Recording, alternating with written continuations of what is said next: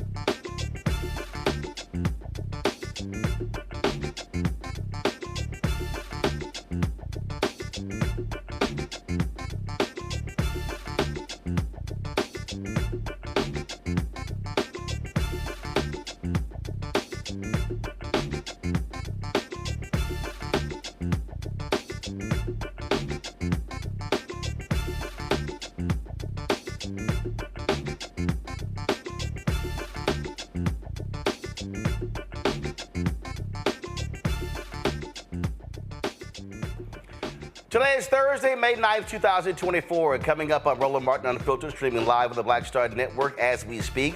The Florida A&M University Board of Trustees is having an emergency meeting regarding the $237 million gift that was presented to them over the weekend. Lots of questions have been raised regarding that gift. They are literally going over this relationship with the individual who gave the money.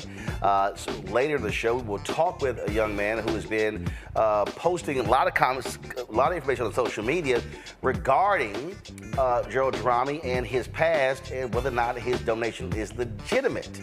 Also, several former NAACP leaders say the civil rights organization has unjustly suspended them. In a Roland Martin exclusive, we'll speak to 6 of them tonight. A Texas DA stood before the Tarrant County Commissioner's Court defending his decision to try to re-convict Crystal Mason. Y'all, 8 years after she voted, she, of course, didn't realize she could not vote.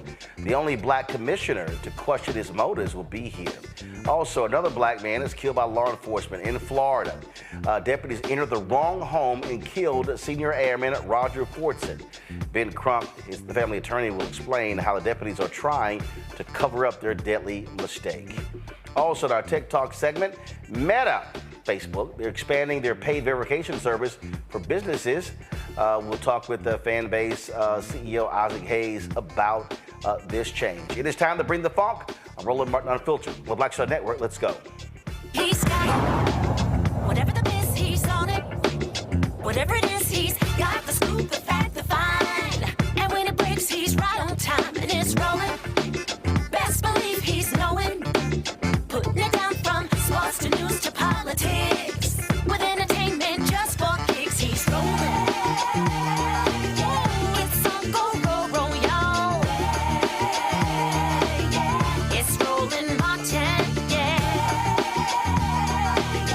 Rolling with Roland now. He's funk, he's fresh, he's real, the best, you know he's Roland Martin now.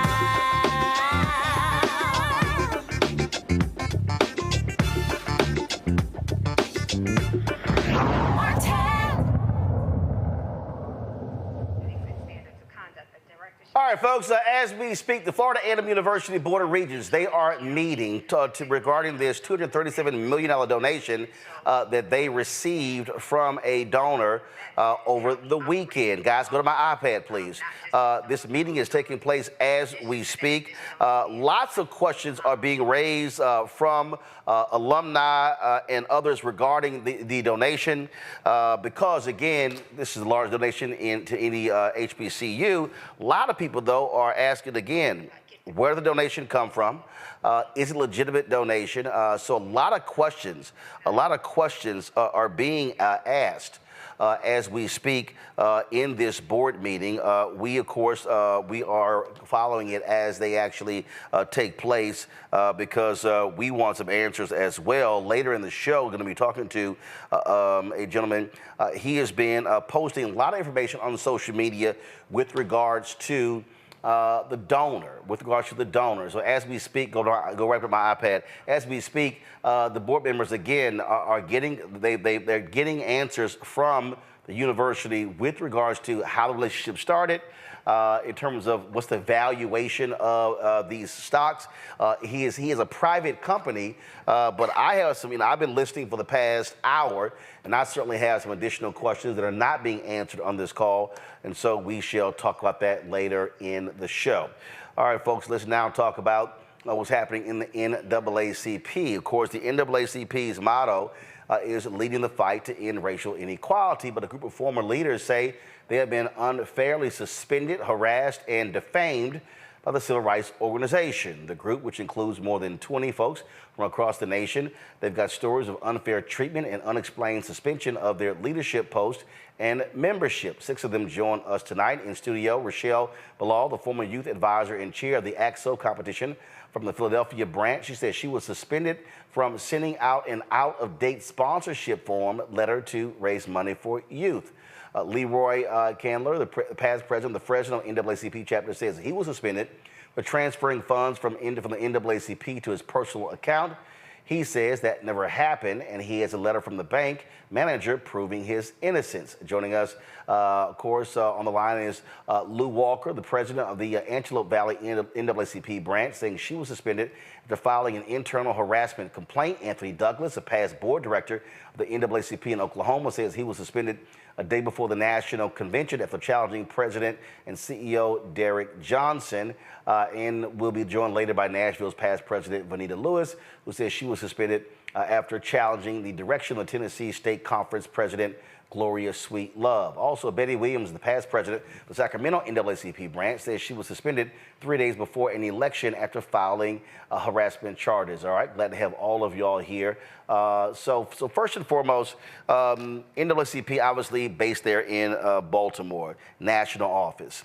And so the CEO, you have the CEO, you have the board, they have jurisdiction obviously over the branches. And so when it comes to both of you, what was the process that took place that led to your suspension?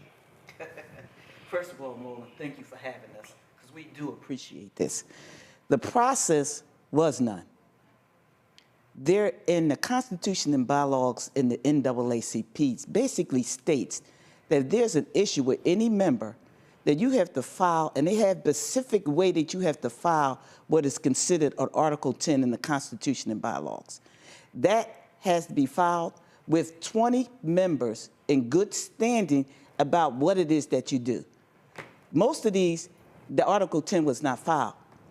If you are a friend of Derek Johnson, which was told to me, that you can go to him or go to Gloria Sweetlove or deal with Erica Kane, you can go to them and tell them about something that they can make up that you did or didn't do, and they will give it to Derek Johnson. We recommend you suspend this person. He just signs it. He just signs it. No question, no nothing. In my case, if there was an error, I have aides that work for me. If there was an error, why don't you just call me and say, hey, you know you can't use a suspended member on your memo, and that would have been corrected because there's a template. So you're saying that on what you sent out was a member that had been suspended, their name was on this form, and that's why you got suspended? Yes, that's why I got suspended. As opposed to just correct the form? Call me so I can correct the form. First of all, my aide don't know nothing about NAACP suspension. So she wasn't aware the person was suspended. So why not call me? 20 plus years in the NAACP, secretary to fill off your branch for more than 20 years. And let me make a correction. I was never over Axles. I was over the Youth Council for 15 plus years. I've always raised funds to make sure the Youth Council go to the conventions, do what they need to do in the city. Yes. Leroy, you said, according to, that you were suspended for transferring funds from the NAACP account to your personal account. That was the allegation. Who made the allegation? Rick Callender made the allegation. And who was that? Rick Callender is the president of the California Conference. All right, so made the allegation, but you say you have a letter from your bank saying a letter from the bank the money was not transferred. He even had legal regrets chair to come to get on a conference call with the bank manager, and the bank manager told him that he had the proof. She sent me a copy of the proof. I forwarded it to him. He showed the proof to Rick, and he still went and had me suspended. He later on had their attorney, Asante, asked me for the letter. I sent it to him and sent him to the proof. And I also sent the proof to Miss Alice Hoffman to verify that this never happened. Nothing happened. I sent letters to Mr. Williams and Derek Johnson asking for a hearing and asked to be heard. Never gotten a response. I sent a written request, requested that I be responded and that I be heard.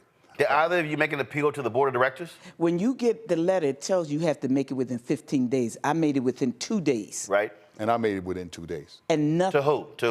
To who? At that point, it was Quincy Bates. You had, letter came from Quincy Bates. Who's that? He's somebody on the, worked in the national office that dealt with memberships.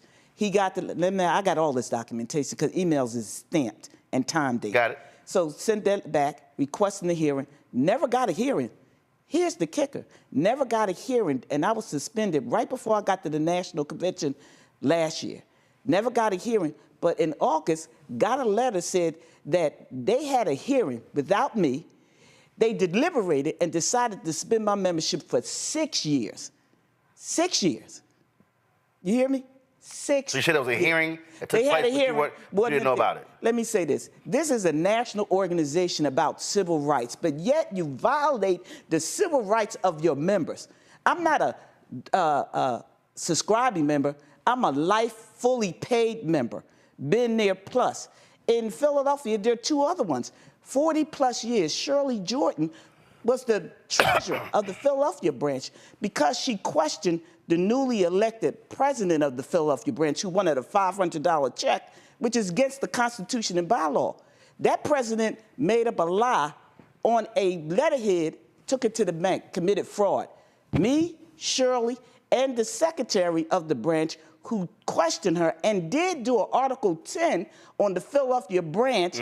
We are suspended. Yes, she did, because she's telling everybody that Derek Johnson is a friend and nothing's going to happen to her. And guess what? Nothing's happened to her. So, Leroy, how long you were suspended?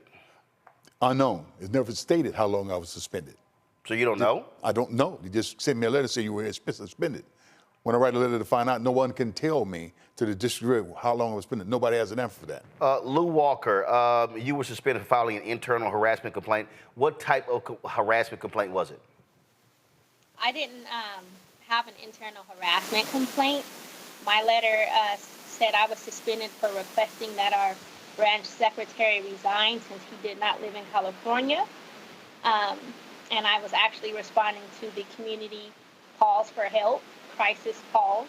I couldn't challenge my suspension. I didn't get responses when I inquired about it as well. So how long were you suspended? I've been suspended since August, but they didn't tell me how long my suspension is supposed to last. Betty, what about you?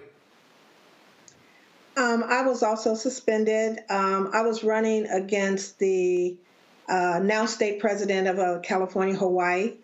They are also saying that there was financial, my understanding through media, that it was financial issues. However, I also had harassment charges and complaints internally to the NAACP that they never responded to. So, sorry, you said you had harassment complaints that you filed or filed against you. Which one?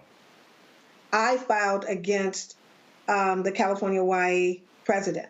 Okay. I internally filed 3 separate times. And you would say harassment complaints. What kind of harassment? Harassment as far as putting information out there that was not correct. The example, I was also the election supervisor during the election period, and it stated he put out an email saying that I was not fit to be the chair for the election chair because I was running against him, and the ballots had not been opened. They were sealed.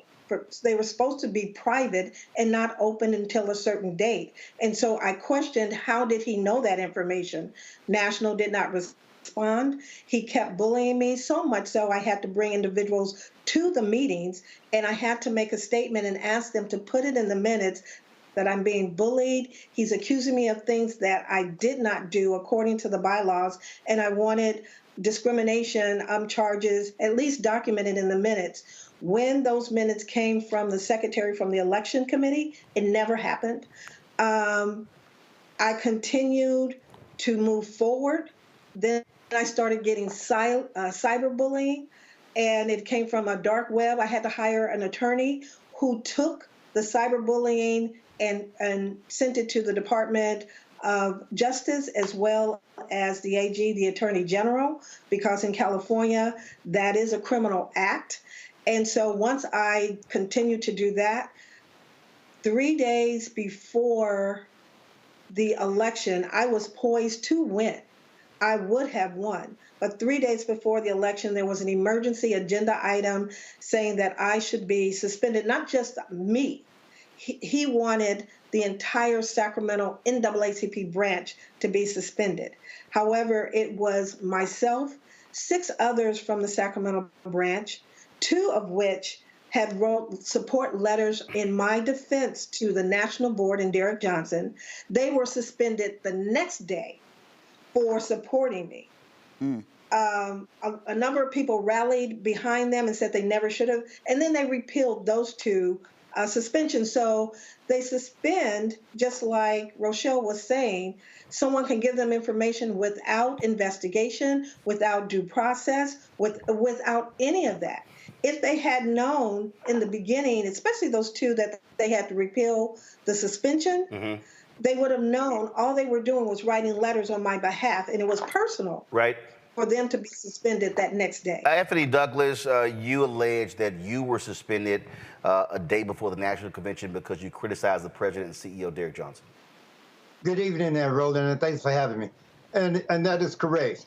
I've been the president of the Oklahoma State Conference as a former member of the National Board of Directors.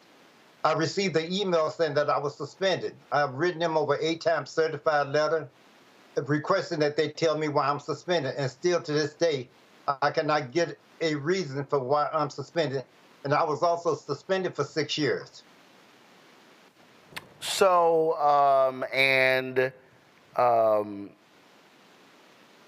what's interesting to me here, as I'm going through information here, is what is consistent with all of you is due process.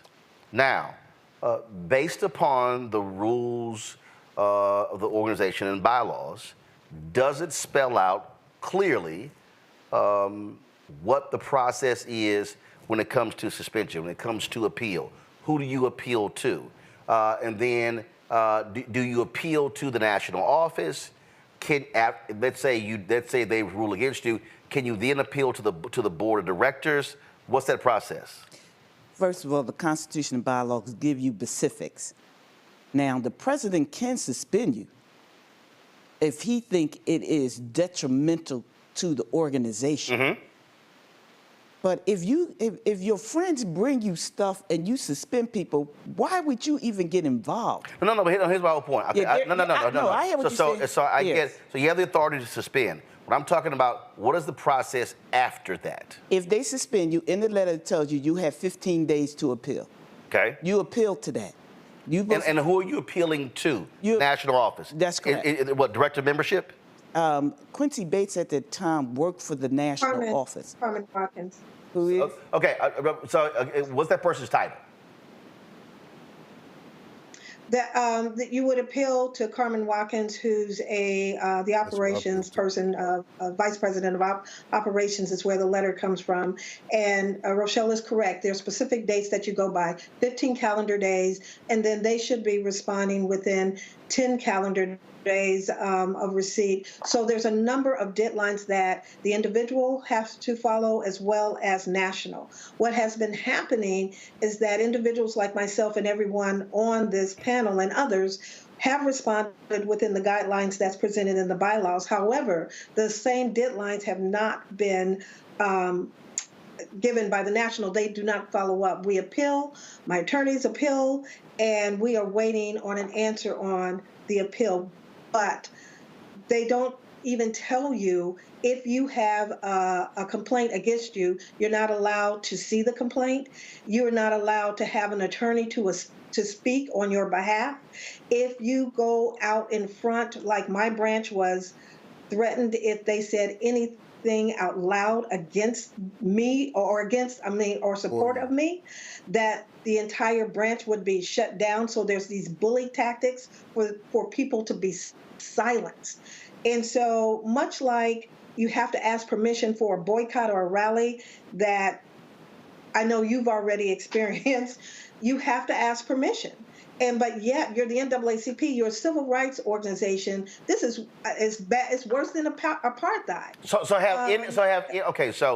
have any of you communicated any of this to national board members? Have any of you tried to attend a national board meeting? Have y'all gotten anything from any of them? Anybody? Let me say this. Yes. I got the. Yes. I have. Okay. Hold on 1 second. Hold on. Go. I have the whole package of everything that happened in the Philadelphia branch, and I sent it to all the national board members. Philadelphia branch is under receivership, but it's now called administratorship, which is the same thing. You know, the administrator says to me, the national board want to know why you sending them this. because I want to let you know what's been going on. So you sent, one second, to every board member. Every board member. Did any board member respond to you? None. So who else said that they reached out to the board? Who else? I reached out to, this is Betty Williams, I reached out to the board. Matter of fact, I flew to Atlanta because I heard they had this emergency suspension on the agenda. I took a midnight flight, flew out there, actually had a conversation with, sorry about that, with Gloria Sweetlove. Says, I understand you may or may not have an issue with me and or my branch. I'm here. If you have any questions, any concerns regarding me or my branch, I'm here to answer them. She answered me by saying, no, we've taken your issue off the agenda. I was physically there. As a matter of fact, Roland, when I finished meeting with them, I ran into you in Atlanta in the lobby after talking to them. Oh yeah, that's when because y'all because that was the same time Rainbow Push had their meetings there as well. Got it. I remember that. Who else said that they reached out to the board director? Someone else did. I did. Go ahead. What happened? I filled everything out. I submitted my request for a hearing. I even recorded it. I sent it certified mail. I recorded myself at the post office, and I was not getting responses. I documented my calls that I made to the national office as well, and I was just given the runaround repeatedly. And this is why I joined the NAACP in the first place, because I was experiencing the same lack of due process as a state employee. Go ahead. I'm sorry. Go ahead. Roland, let me just say this. I served on that board. Board members is not going to intervene or get involved, even if you reach out to them, because they don't even know why you suspended. You don't know why you're suspended. So even if they know, they still not going to get involved because they don't want to get a letter saying that they are suspended. So a lot of times, board members will not even ascertain or talk to you about why you got suspended. And one of the things I wanted to say also, because you asked the earlier question, what the appeal process is, first of all, when you get your letter, it tells you got 15 days to request a hearing. It doesn't give you the authority or the process to have an appeal. So you have to request a hearing within 15 days. But in the meantime of waiting for that hearing for whenever they want to schedule a hearing, then you have to continue to write as everyone else have done, call, email, text, or whatever, and say, tell me, send me something in writing, why am I suspended, so I can be able to prepare for a hearing. So my lawyer can be able to prepare for a hearing, to assist me in the hearing process. And you still get nothing in writing. So I wanted to make sure that you understood that the process of the 15 days, once you receive that letter, you have to request a hearing with that 15 days. If you don't submit for a hearing, then you will be notified that you refuse to participate in a hearing. And everybody has submitted their information within them 15 days. Let me say this. Even in the Constitution and bylaw, after you submit, the National Constitution and bylaws say that they're supposed to do something within 60 and 90 days, which they don't do. They don't do that at all. In my case, after, I guess it was like 60 or 90 days, they had a hearing, which I wasn't privileged to. They deliberated and decided to suspend me for 6 years. Wait a minute, what civil rights organization has a hearing without you decide on your faith and you're not even included on it? What are they doing? Let me just say this. The one thing the NAACP has taught us, when you fight, you win. We are fighting. Though it's a lot of us, but we know that there's more people out there that have been going through this with the national office, and we want them to contact us. Can I get that information out? Yeah, go ahead. We want you that's been going through this, because we know you think you're going through it alone. You're not. There's a whole group of us around the country. You can call us and email us. You can email us at justice, JUSTICE, 4 NAACP members @gmail.com. You can also call us at 323-696-2078. They taught us this. When you fight, you win. We are fighting, we are fired up, and we are not taking anymore. I'm trying to figure out the national, or Derek Johnson gets a $460,000 plus salary. More than the president. Salary, more than the president of the United States. He has a board members that approve that. I'm trying to figure out, are they a cult or they're just scared?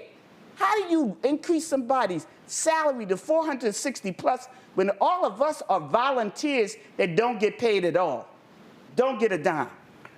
We reached out to the NAACP this week several times, and right before we went on the air, we got this statement. Go to my iPad feeds. Trevon Williams is the SVP for Marketing and Comms with the NAACP. He said, I wanted to make sure you receive our response. I believe our Office of General Counsel emailed, but in the interest of time, the NAACP firmly denies any allegations of defamation, harassment, or improper suspension against the individuals mentioned. Furthermore, each individual has received or is receiving due process in accordance with the NAACP bylaws. The NAACP does not comment on specific internal disciplinary actions for its members. Currently, the Black community is facing tremendous challenges, including attacks on voting rights, diversity, equity, and inclusion initiatives, crucial upcoming elections, women's rights, and most recently, threats to free speech. To effectively tackle these concerns, we must maintain the strength of both our national and local branches. Our focus remains on empowering our branches to effectively address and assist the needs of our community and to encouraging all eligible Black voters to cast ballots in the 2024 election, the most important election of our lifetime. That's the statement from the NAACP National Office. Final comment. I'm sorry, someone will say it. Good morning. Let me say that. I just reviewed that statement as you have read it also. I've been a member of this NAACP since '74. I'm a retired Vietnam, Desert Storm, Desert Shield, Gulf War veteran, 100% disabled. I volunteer my time. I've served as the president and interim president for the state of Oklahoma NAACP for going on 19 to 20 years. To see that statement, to shuck around with that statement, to say you're not going to comment, you're not going to address these issues. The Constitution bylaws give you that authority. When you raise the question about the 2019 organization in Delaware, then they threaten to say, if you bring that up, you talk about the Delaware Corporation, we're going to suspend you. You question my authority, you're going to suspend me. As the state conference president of Oklahoma, I have never had a sit-down one-on-one talk with Derek Johnson as president. You do not treat volunteers the way we have been treated. We're volunteers. We care. We're the one on the ground fighting and walking and putting our families' lives in danger behind representing the members in the community. Mm-hmm. Not just Derek Johnson. We're out here in the field. You don't tell me that during the George Floyd situation that the work that we did in the field did not help raise the money. Derek Johnson personally say it's because of him that the NAACP got the money, not what we do as leaders out in this field. So don't tell me that I don't count. This is a volunteer organization. We should have due process. You cannot belong to a volunteer organization and be told you have no rights, you have no due process. We can degrade you, talk down to you, and treat you like we want to treat you just because you're a volunteer. Volunteers have rights no matter what organization we're in. Even in the Klans, volunteers have rights. So we should have the same right in the NAACP. Lori Walker. I just wanted to share, this is exactly why we joined, because our branch was not responsive. LA County has some of the highest racial disparities in the country, and we have very little representation from the NAACP. I was sending Senate reports, I was sending data, and I was not getting any responses. And they actually exploited. They started hurting some of the cases. One of the stories was on your show, Yayo Resso. She was one of the stories that NAACP representatives didn't even contact the family for, and they went on the news in a press conference without the family's permission. So I want to stress that it's one thing to not be active and effective in the Black community. It's another to hurt and harm the Black community under the guise of being a civil rights organization. Betty? Betty? In their response, there's a couple of things that they said as far as what they do. And so one of the things I would like to see them do, at least in California, there's at least 5 harassment charges from 5 different women that hasn't been addressed. I'm one of the 5 and have documentation to prove it. So one of the things I'm sorry, you say 5 different harassment allegations, 5 different women. 5 different women. Against whom? In California. In California. Against other members? Against who? Against some individuals on the executive committee, the California-Hawaii president. And so for them to say that they are busy fighting charges when there's harassment against women, one, try to look in your own backyard and deal with the women that are filing those charges internally. At the very least, acknowledge that it happened. Mm-hmm. Secondly, they're talking about they're fighting for elections, but yet internally there's so many things that's going on with their own elections. They are changing the script according to the bylaws. There's individuals whose name total of 46 names were taken off of a ballot with no explanation at all. Leroy himself was suspended because he was a secretary challenging the election process. I was challenged, and things were just changed. People's names taken off of ballots. And so internally, when you appeal it, they throw them out. We appealed certain things that should not have happened when it came to the internal election process, and they would throw it out and said it had nothing to do with anything. And finally, the committee that handles the suspension is called the membership committee. And personally and collectively, we feel that they should eliminate that entire committee because they are actively not doing the due diligence. They're taking on personal assignments. And if you don't do right by those individuals, they will go forward with suspensions without due process. We're saying it should be a third-party entity that has a legal arm that looks into the investigation of any and all suspensions. That's what we're looking for. Leroy? Yes. I would like to say that I sent my appeal to Derek Johnson, Russell Williams, and Carmen Watkins. They did have me speak with one of their attorneys. I believe his name was Asante. And once I sent him the letter to proof that I was vindicated, that I did the bank letter that I had proved that I did not take any funds of the bank. And when I asked him what he was going to do now that he had the proof, and he said that depended on Mr. Callender to see what he had to say. And he was supposed to be a representative of the national, and he telling me to go back to the same president that had suspended me wrongfully because of it was retaliation for what I had done as exposing the names of these people that had been taken off of this list, which is a much broader conversation than what we're having right now. Rochelle? I'm going to say this and close out with this here. We know that there's a people around the country that are experiencing this because a lot of these chapters are in chaos.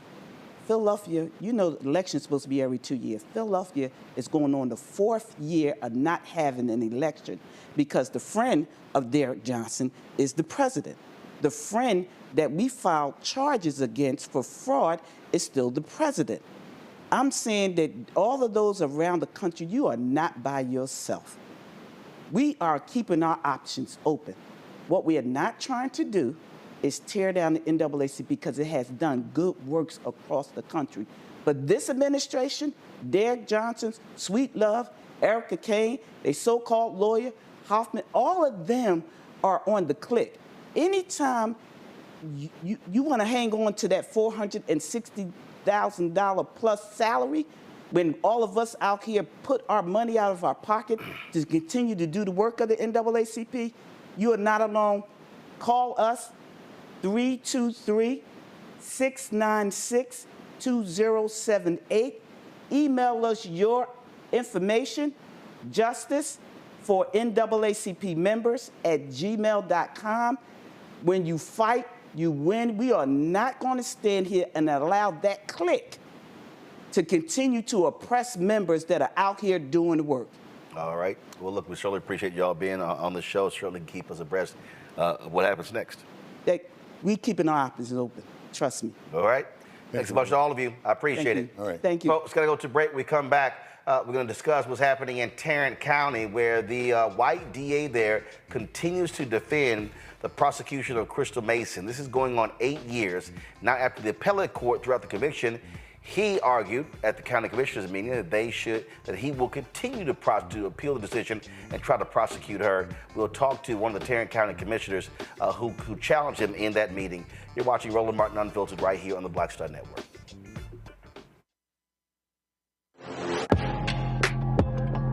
A lot of y'all have been asking me about the pocket squares that we have available on our website. You see me rocking the Shibori pocket square right here. It's all about looking different. Now look, summertime is coming up. Y'all know, I keep trying to tell fellas, change your look, please. You can't wear athletic shoes every damn wear. So if you're putting on linen suits, if you're putting on some summer suits, have a whole different look. The reason I like this particular pocket square, the Shibori, is because it's sort of like a flower and looks pretty cool here versus the traditional boring silk pocket squares.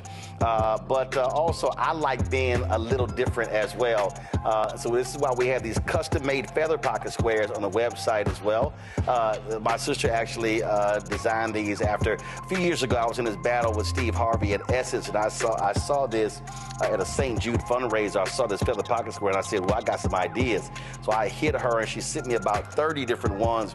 And so this completely changes your look. Now, some of you men out there, I had some dudes say, oh, man, I can't wear that. Well, if you ain't got swagger, that's not my problem. But if you're looking for something different to spruce up your look, fellas, ladies, if y'all looking to get your man a good gift, I've run into brothers all across the country with the feather pocket squares saying, see, check mine out. And so it's always good to see them. And so this is what you do. Go to RolandMartin.com/pocket squares. You can order Shibori pocket squares or the custom-made pocket squares. Now, for the Shiboris, we're out of a lot of the different colors, and I think we're down to about 200 or 300. So you want to get your order in as soon as you can, because here's what happened. I got these several years ago, and the Japanese company signed a deal with another company, and I bought them before they signed that deal, and so I can't get access to any more from the company in Japan that makes them. And so get yours now. So come summertime, when I see y'all at Essence, y'all could be looking fly with the Shibori pocket square or the custom-made pocket square. Again, RolandMartin.com/pocket squares. Go there now.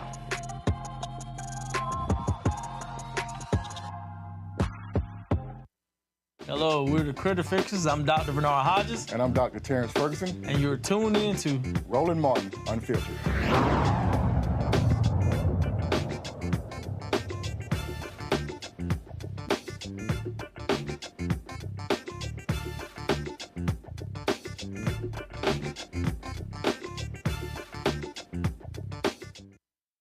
All right, folks, welcome back. This is a live look at the Florida A&M University Board of Trustees meeting, where they are asking a lot of questions of President Larry Robinson and his staff with regards to the funding, this donor gift of $237 million in stock that took place over the weekend. The president has announced on this call that given the scrutiny, given this heightened scrutiny, they are putting the processing of this donation on hold. These Board of Trustees members had no idea about this donation. There are lots of questions. I can tell y'all right now, there's actually not real money here. Okay, so just so you understand what's going on, there's not actual real money that's going on here. And so this was a $237 million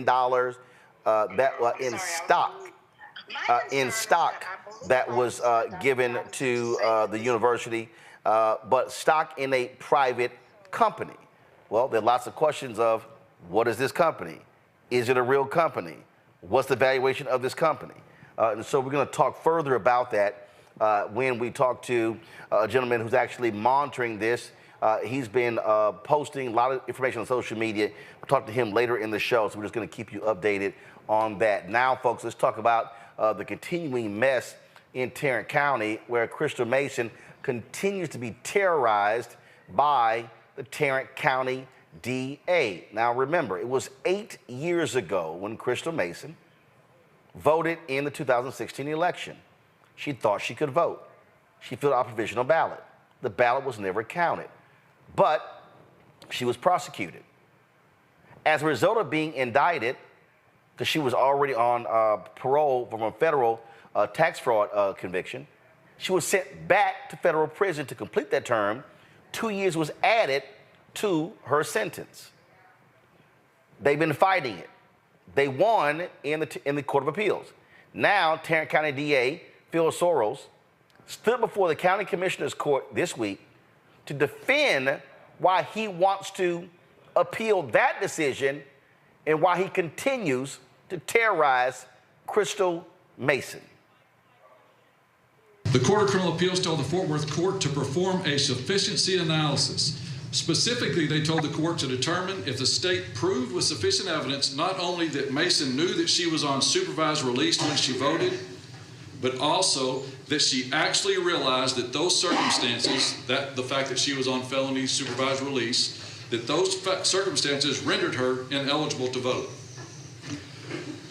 A sufficiency review is not uncommon. The standard is well settled.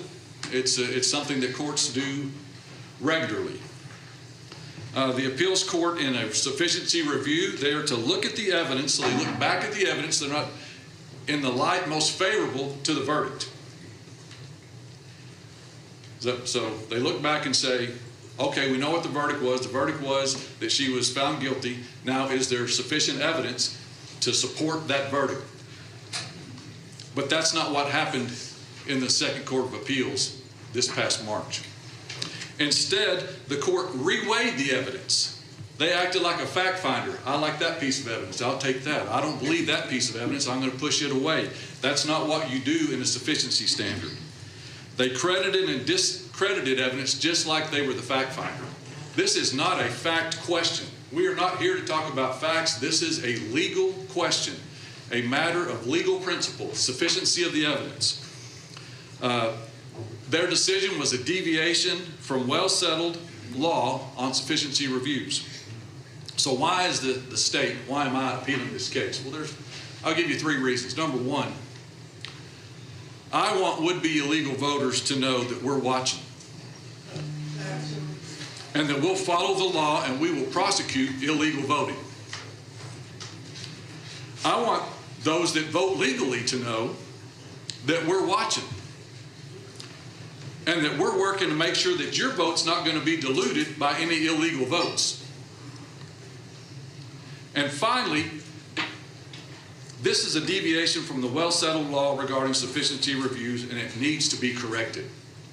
This case, if it's left standing, impacts every sufficiency case in the state of Texas, not just voting cases, murder cases, theft cases, capital murder cases. Any kind of case, this case, it's a published opinion, can be cited for a proposition that this is how you review sufficiency cases, and it's wrong. So we need the Court of Criminal Appeals to come in and tell the Second Court of Appeals that you need to do the sufficiency standard evaluation again. Happy to answer any of your questions. Questions for Mr. Sorrells? I have a bunch, but I'll wait until after public comment. But let me ask you this. How she did not vote. She submitted a provisional ballot. One moment. I keep hearing chatter in the audience. I'm going to start watching and start removing people. That's not what we're going to do. So sit there, let the process play out. You'll have your opportunity to speak. Listen to what others are saying. Do not speak out or you'll be removed from the chambers. Go ahead. So she didn't vote. She did vote. She cast a provisional ballot. It's the same with voting.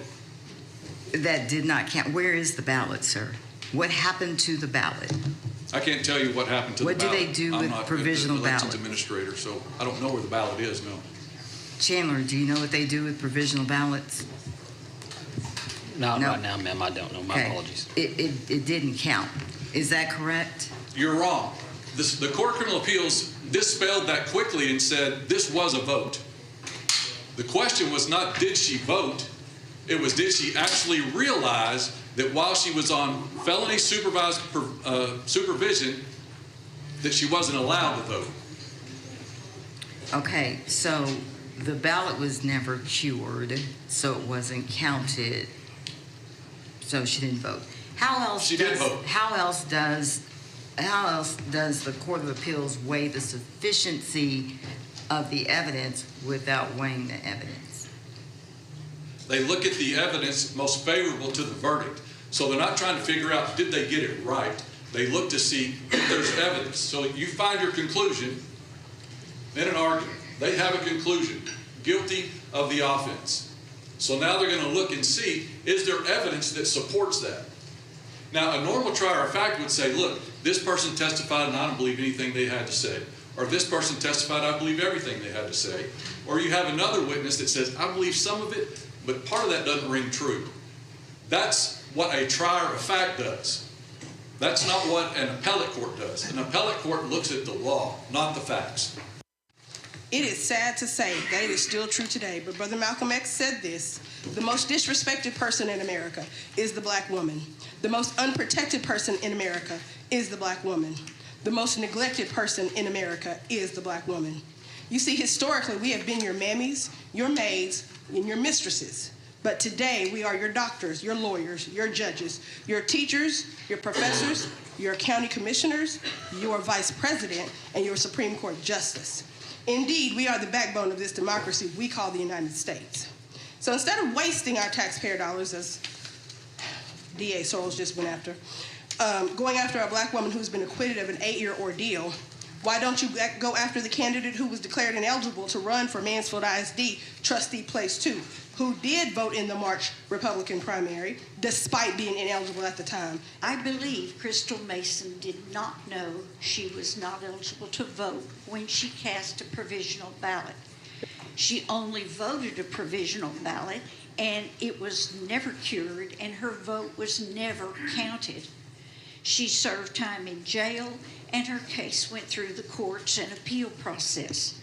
I believe the only reason DA Sorrells wants to reverse her appeal is because he wants to engage in voter suppression. He just wants to instill fear in voters. I'm adding my voice of disbelief to the action of the district attorney in seeking to restore Crystal Mason's conviction. As the appellate court noted, in reversing the conviction, the state's evidence was not sufficient to, quote, prove beyond a reasonable doubt that she actually knew that being on supervised release after having served her entire federal sentence of incarceration made her ineligible to vote by casting a provisional ballot when she did so. Yes, voting is a cornerstone of our democracy, and that is exactly why the prosecution against her never should have happened. Our Tarrant County DA's office stated, and I quote, "Voting is a cornerstone of our democracy. This office will protect the ballot box from fraudsters who think our laws don't apply to them." Now, when your office was given information about Angel Hidalgo, a disgraced, ineligible Mansfield ISD school board candidate for place 2, you chose not to act. Even our local school board, which does lack integrity, chose to at least find Mr. Hidalgo ineligible, and he even if he received the most votes, he would not have been able to actually take a position on our local school board. The public is not on your side on this issue, DA Sorrells, which is concurrent with the Texas Court of Criminal Appeals ruling which acquitted her of any wrongdoing. Why is our DA now appealing this acquittal? Maybe it's because the so-called Voter Integrity Task Force, which has prosecuted 0 offenses, grasping at straws to justify the expense of our county taxpayer dollars.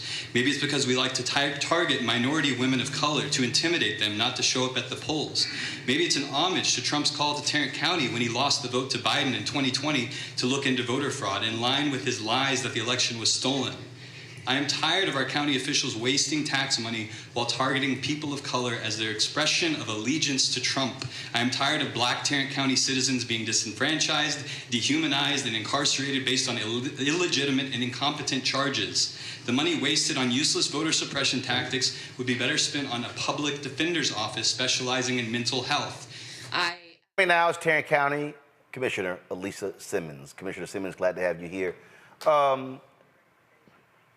It is abundantly clear that this is a massive waste of taxpayer dollars. Have you, Commissioner Brooks, or any other commissioner, asked this DA to tabulate how many hours have been committed by the Tarrant County DA's office to this single case? Not yet. What I did Tuesday was ask how much of our taxpayer dollars will be committed to this frivolous, wasteful pursuit to overturn the appeal. If you have time to listen to that entire exchange, he said something about committing one attorney to this case. He wouldn't give a number, and made some asinine comment again about saying, well, he's going to commit one attorney to this appeal. Just ridiculous. But was it nonsensical? This was 2016. We've had the 2018 midterms, the 2020 presidential election, the 2022 midterm election. Now we're moving towards the 2024 presidential election, and they are still doing. It's like, dude, it's one person. One person. Look, this DA. And as you said, the ballot never counted. It was a provisional ballot. It was never processed. It never went through. This guy is trying to make a name for himself, and he sees this as an easy way to do it. I guess they ought to be embarrassed. Look, this guy,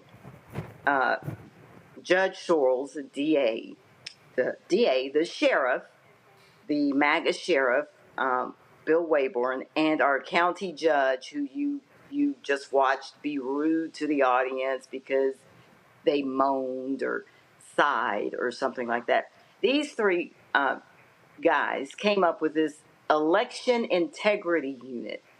So we now have this election integrity unit that we have to pay staff to staff it, and they're supposed to go out and identify cases of alleged voter fraud. This county has had probably 3 to 5 voter fraud cases in the past decade.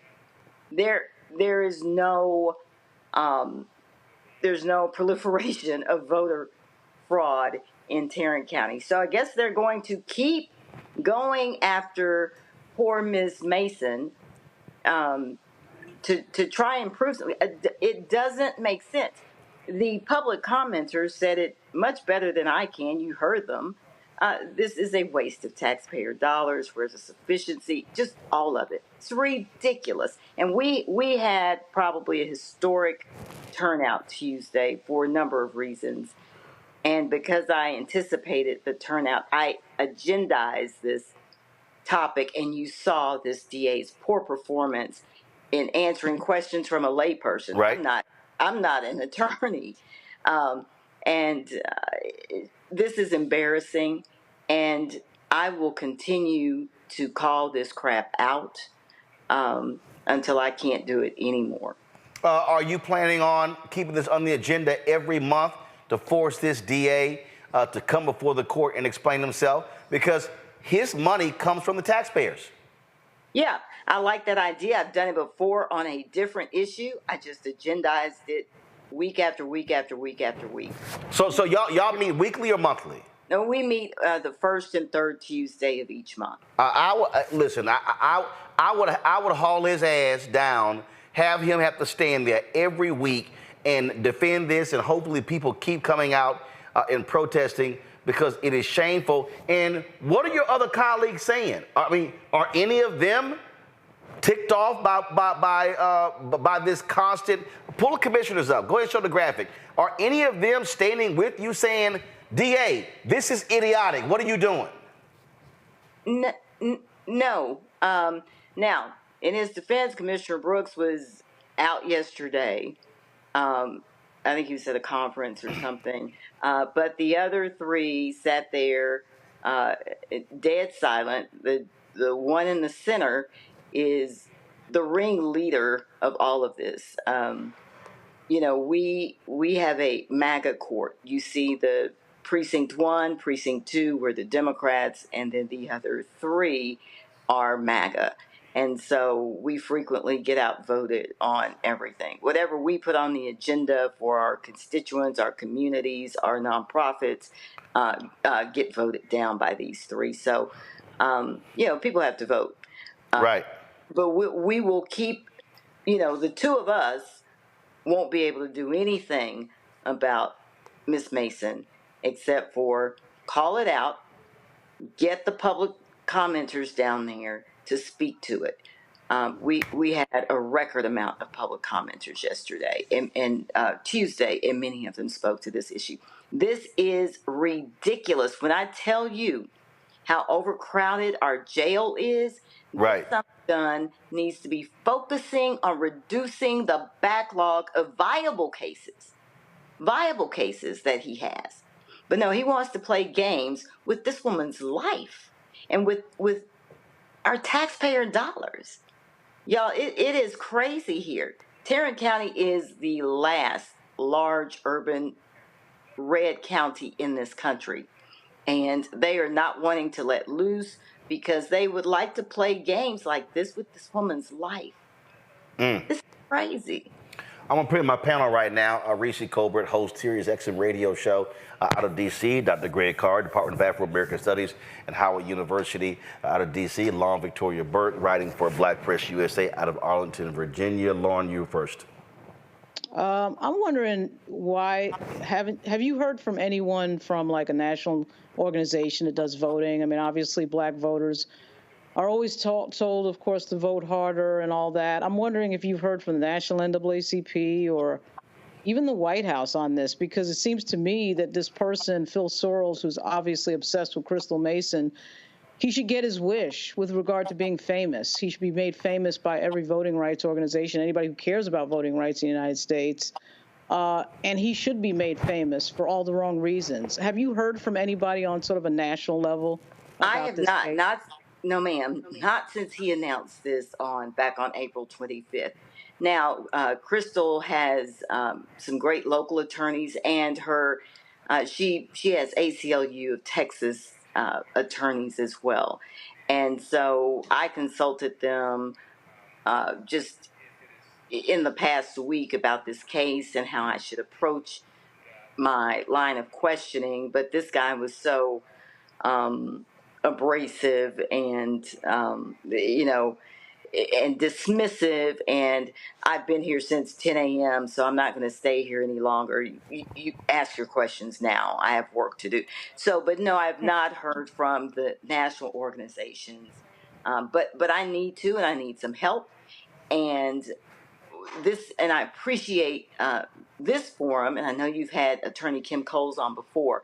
I appreciate this forum to hopefully elevate this and get this out there.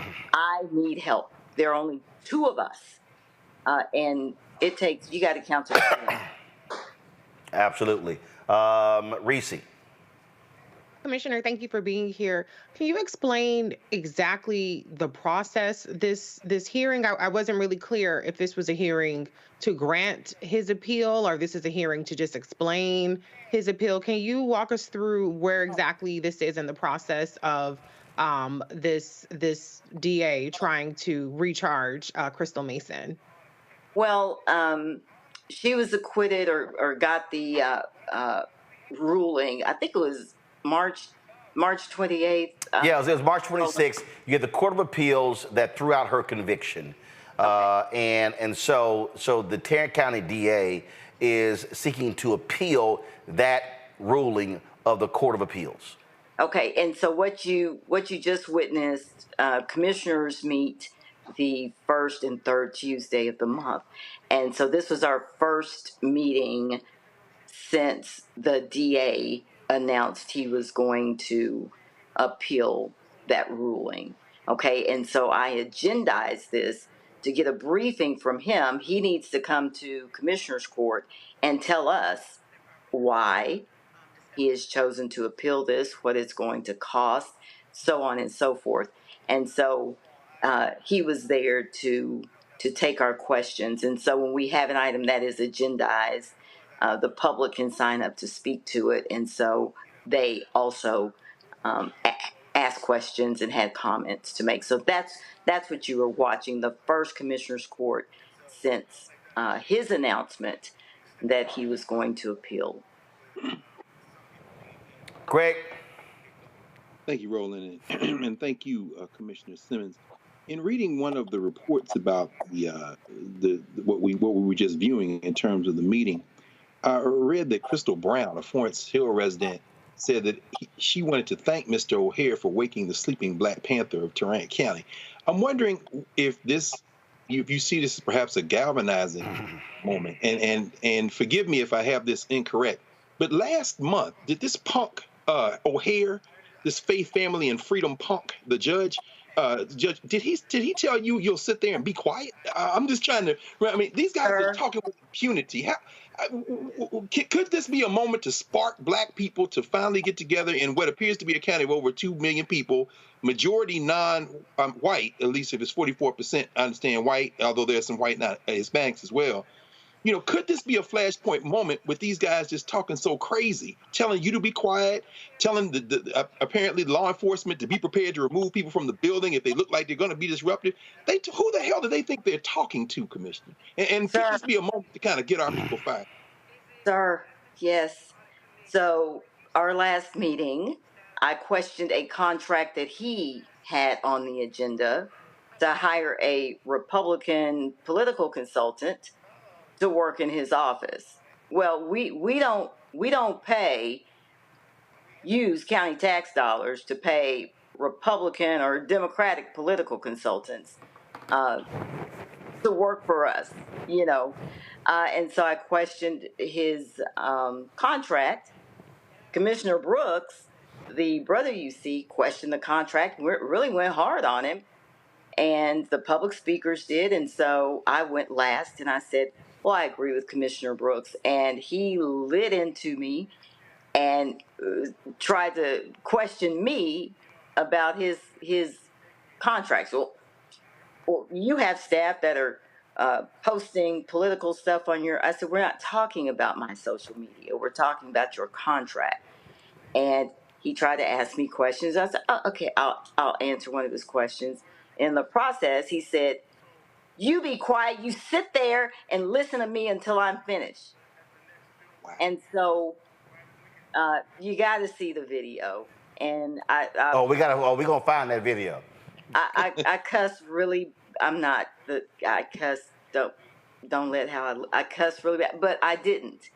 And I just simply said, who are you, like, you cannot tell me when and when not to speak. And so that was the thing that caught everybody's attention.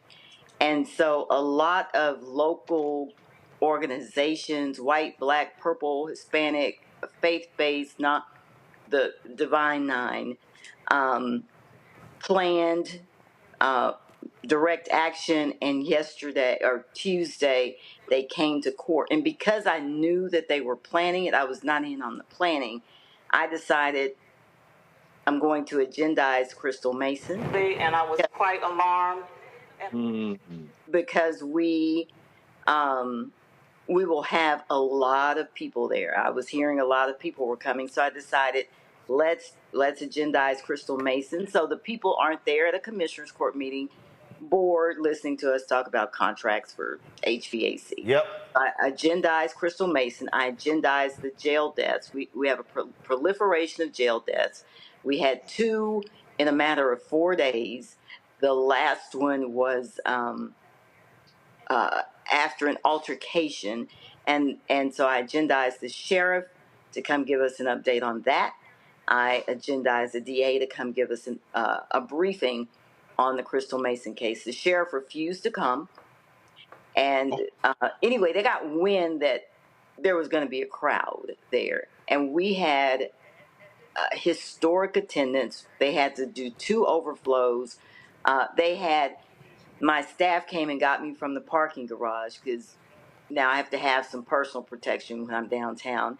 And we walked up to the building and I said, what on earth is all of this response? There were sheriff's units around the building. There were 40 sheriff's deputies teaming all throughout the small administration building. They were everywhere. Just disrespectful, because you anticipate black people are coming to their commissioner's court, just like the White House, that's the people's house, commissioner's court's people's house. And so it was a galvanizing moment. So there were people there talking about the disrespect to Simmons, Commissioner Simmons, Crystal Mason, and the jail debts. And so it was overflow. We had pastors and bishops and it's just so many people. And the good thing about it is they were amazed. There were 2 mega church pastors sitting in my office after a break, and I went to speak to them, and they said, I'm sorry. We had no idea this is what Commissioner's Court deals with. I said, oh, how long have you been sitting here? They'd been there since 10 o'clock and watched that man talk rudely. He didn't want the people to speak. They couldn't sign. They couldn't clap. They couldn't. And understand, in Texas, all 254 counties, they have a 5-member commissioner's court. Right. The county judge has no more authority than the 4 commissioners. He presides the meetings.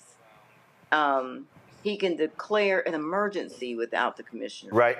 Like a burn ban. If it's, summertime and the grass is dry, he can do that. Other than that, he has no more authority than I do. He has no more influence. He has no more influence over the budget. But the power this man has is he's got 3 votes. Right. It's the same.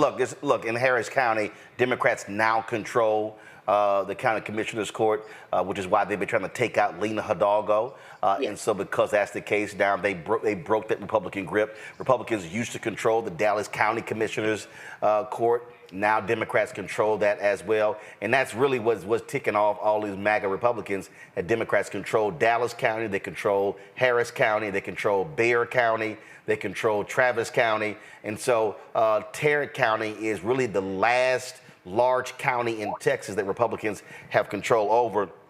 Well, you could go ahead. So you could go ahead and tell the sheriff's department that they're gonna need to do that again. I've already sent a text message to a variety of folk. We plan on coming down to Fort Worth to also have a larger rally. And so I've been talking to Reverend Frederick Douglass Haynes, who's there in Dallas. And so we'll be communicating with you, getting information on the next commissioners meeting when we plan this action, because this is not just Crystal Mason. It's what they did to the brother in Harris County who stood in line for 6 hours. They scared that brother to death so bad. He says, I'm not going to vote in the election again. We saw what happened in Florida when Ron DeSantis sicked his dogs on formerly incarcerated folk, arrested them. All the charges were thrown out. They were trying to, again, keep those formerly incarcerated folks from casting ballots. This is what MAGA Republicans are doing across the country. And so the amount of resources to targeting this one woman is offensive. And that's why I say Phil Soros is terrorizing Crystal Mason. Right. There's no other way to look at this here. This is one case, 8 years old. This man is spending more time going after this one woman who cast a provisional ballot than they do fighting other serious crime in the county, and it's shameful. And this is trying to create a chilling effect to tell black folks in Tarrant County, we're going to do the same thing to you. And so this is why black folks in Tarrant County and Fort Worth have got to rise up and vote their numbers in these elections, because these people can be beat, but they have the power because we also don't turn out in maximizing our numbers. We have more registered Democrats in Tarrant County than Republicans. Well, it's a turnout game. Yep. These people got to turn out. They can't call me. Yep. Mad and upset. Yeah. Right. And I was the NAACP president in Arlington for 10 years. Mm-hmm. And so I've told people, don't stop calling me. And now I've gotten elected. And I had more authority, more power, more influence as NAACP president than I have. Right. You were the chapter president when I spoke there? Yes, that was me. Yes. All right. Yeah. Absolutely. Well, listen, we're coming. And so they better add some more sheriff folk because the number of folk we're going to have out there is going to be much larger than what they saw this past week. And the pressure has to stay on them. Absolutely, I would put Crystal Mason on the agenda at every commissioner's meeting, and that way he got to haul his behind there and face the people and not hide behind closed doors. Yes, sir. Thank you for hearing from me. This has been therapeutic. It is insane. Yep. What's happening here. All right. Tell Roy Brooks I'm calling him next to have him on the show as well. So I saw him a couple of weeks ago. So tell him I'm hitting him up. Thank you. I appreciate it. Thanks a bunch. And I want to say thank you to everybody that came out. It was amazing. It's a lonely proposition up there. I'm just telling you. Yep. And for the turnout, overflow, seeing people everywhere was amazing. All right, then. Thank you. Won't be the last time you're on. We appreciate it. Thanks a lot. Thanks. Bye-bye. All right, folks. We'll come back. We're going to chat with Ben Crump about this case out of Tulsa. We're going to talk the Florida A&M donation. Folks, this is why you got to support Roland Martin Unfiltered. I keep telling y'all this, and it's not a lie. There is no other black-owned media outlet that covers black news every single day. There is no other black news outlet that literally hits the road to cover the stories that we cover every single day. We went down to Bethune-Cookman last year. We went down to Tennessee State. We're gonna go down there to Tarrant County. We were there with Reverend Barber when at the Poor People's March, Voting Rights March in Austin area as well. And so your support is crucial for us being able to do these things. I can tell you right now, bringing 3 of my team members, us traveling down there with our gear and everything, that's going to be easily a $10,000 to $15,000 trip. See, these networks, they're earning millions. I was on a call today with Dentsu, the ad agency, talking to them. I've been on calls with Publicis. I'm waiting on Group M next month. Horizon not returning our phone calls. You're going to get called out. So we're out here trying to cover this stuff, but it takes resources, and we want to go down there, live stream this rally, and we cover this event. So send your check and money order to P.O. Box 57196, Washington, D.C., 20037-0196. Cash App, $RM Unfiltered. PayPal, R Martin Unfiltered. Venmo is RM Unfiltered. Zelle, Roland at RolandSMartin.com. Roland at RolandMartinUnfiltered.com. We'll be right back. Fanbase is pioneering a new era of social media for the creator economy. This next generation social media app with over 600,000 users is raising $17 million, and now is your chance to invest. For details on how to invest, visit StartEngine.com/fanbase or scan the QR code. Another way we're giving you the freedom to be you without limits. On A Balanced Life with me, Dr. Jackie, the necessity of believing in things you can't see. It's called faith. It comes in all shapes and sizes, and it's powerful. And it's a big part of being able to live a balanced life. The valley I experienced being a cancer survivor was one where my footing was completely unstable. I had no idea what to do. And in that instance of not knowing what to do, I had to rely on faith. That's all next on A Balanced Life, only on Blackstar Network. First, President Barack Obama's road to the White House. We got about 500 copies of the book available. And so this actually is all of the coverage of the 2008 election. But the other thing is this here. I talked to folks like Malik Yoba, Hill Harper, Erica Alexander, Kevin Lau, Spike Lee, Tatiana Ali. But there's a lot of behind-the-scenes stuff in here as well, where I talked about some of the stuff that went down at CNN. Also, when you go through here, a lot of the photos that you see in here, photos that I actually shot, photos that were my time at CNN. And so what I decided to do, because one, I published the book and I own it myself, is that so I said, you know what, I'm going to slash the price to $10. And so we're going to have shipping and handling $5.99. I'm going to personally autograph every copy. I'm not reprinting the book. So once we are sold out of these 500, that's it. They're gone. So you can go to RolandSMartin.com/the first to get a copy of this book. Everybody who orders this book through the website, not on Amazon, only through RolandSMartin.com. I will personally autograph and mail you a copy of this book. It's all of the covers, the actual interviews that I did with him.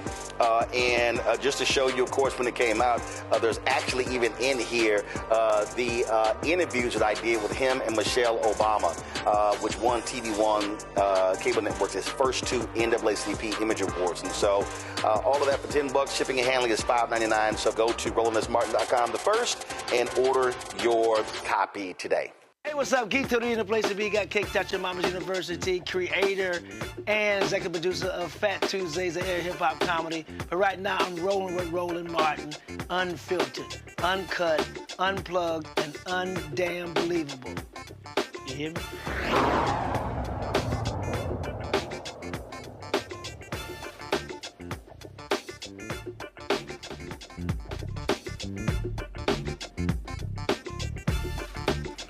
Folks, another shameful story of police action, this time out of Florida. A senior airman, a black Air Force senior airman, has been shot and killed by Florida Sheriff's deputies. 23-year-old Senior Airman Roger Fortson was fatally shot on May 3rd after the Okaloosa County Sheriff's Office burst into his home. Reports said the deputy was responding to a call about a disturbance in progress and reacted in self-defense after seeing Fortson with a gun. But family attorney Ben Crump says the officers were at the wrong address and did not identify himself when knocking on the door. Fortson, reportedly on the phone, retrieved his gun when he did not see anyone outside. But the knocking continued. Crump and Roger's family viewed the body cam footage today. Ben Crump joins us right now. Ben, so what the heck happened here? What were they even executing? Was a disturbance? Roland, it's unbelievable. This young man was a model United States member of the armed forces. He has no criminal history in his background. He was on the phone with his girlfriend on FaceTime the whole time leading up to this. The family is adamant. Everything that we know about this case tells us they went to the wrong apartment. And when you see once that door opened, he told him to step back. Roger was very, very respectful of law enforcement. He stepped back in a split second, Roland, in a split second. He shot him 6 times.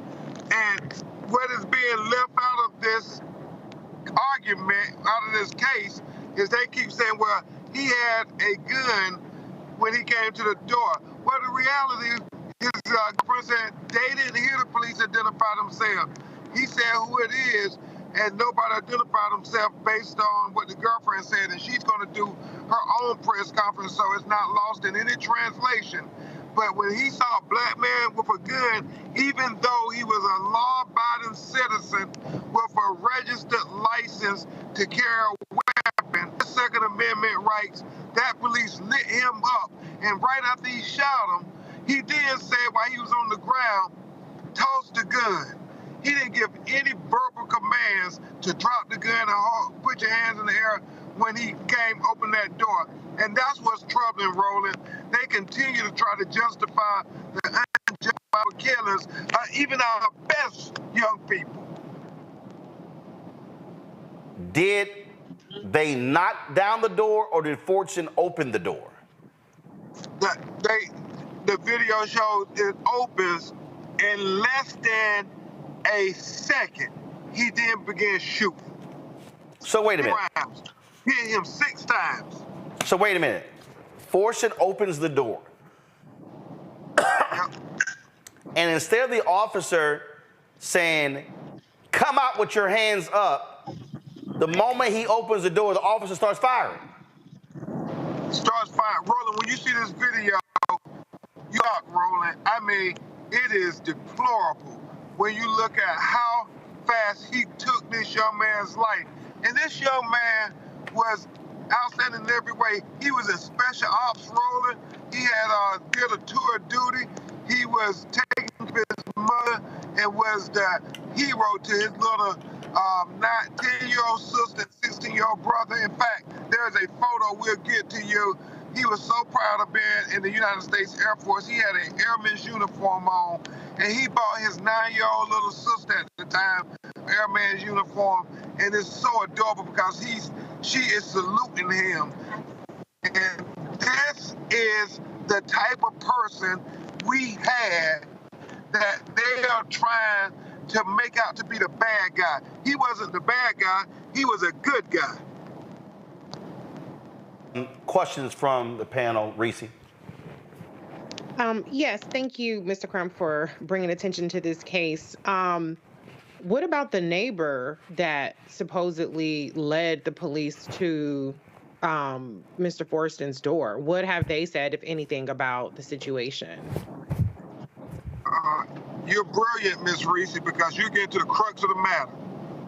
When you watch the video, and you listen to her describe what's going on and that it's 1401, well, the reality is he is in that apartment by himself on FaceTime with his girlfriend with his little dog. There is no domestic disturbance. They went to the wrong apartment, and God help that leasing agent at the apartment if she's the person who sent them to the wrong apartment, because that is the question. Were they at the right apartment? But even beyond that, you watch that video, I mean, it has so many troubling questions that become apparent. Number one, why didn't he give verbal commands to put down the weapon, put your hands up versus just unloading on him? Number two, when he's on the ground, he then gives the command, toss your weapon. And Roger couldn't have been more respectful of authority.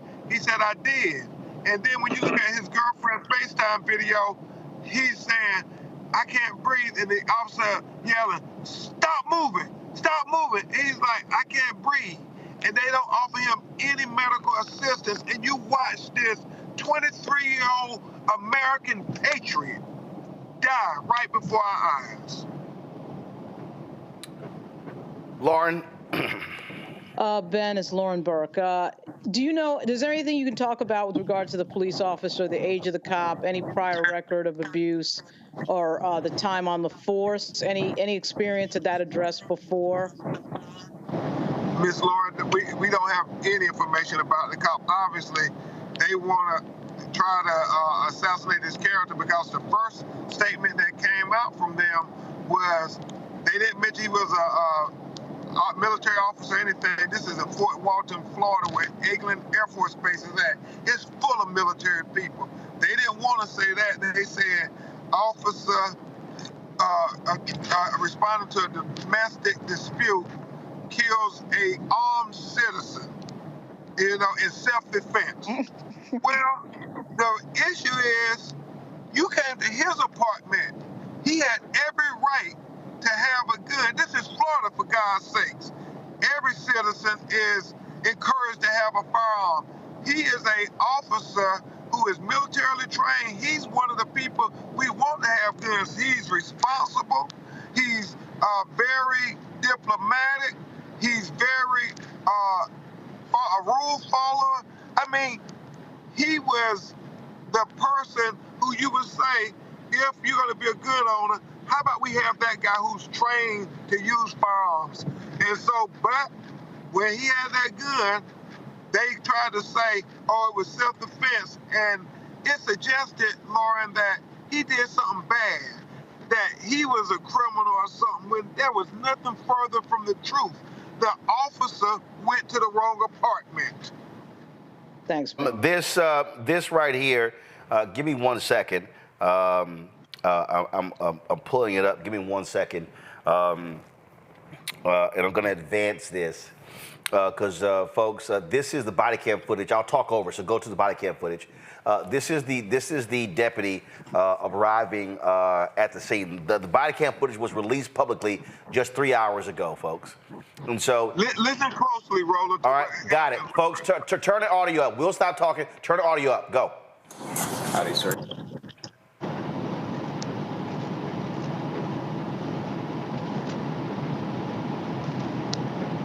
What's going on? I'm not sure. I just was told to let her know if you guys come by. Okay. So I'm going to give her a quick call and let you guys know. Let her know. So there was a fight going on or something? I was not present for that. Okay. Yes, sir.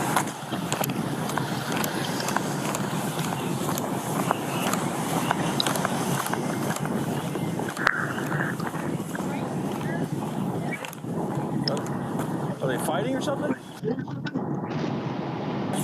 that it happens frequently. Okay. But this time it sounded like it was getting out of hand. Okay, which store? So I'm not sure. 2 weeks ago, I was walking by their apartment, basically, on this side, and I was hearing someone yell, like, shut the f*** up, like, you stupid B-word and all this other stuff, and I heard a slap, like, right after it, but I wasn't sure where it came from, and I couldn't call, like, I didn't want to call the police, and, you know. Which room is it? 1401. 1401, okay. 1401. But the girl sounded scared, the one that called. She said, she was like, it's getting out of, it sounds like it's getting really out of hand. So it's number 4. Hey, Ben, she said 1401. Was that Fortson's apartment number? It was, yes. Okay, hold on one second. Okay, got it.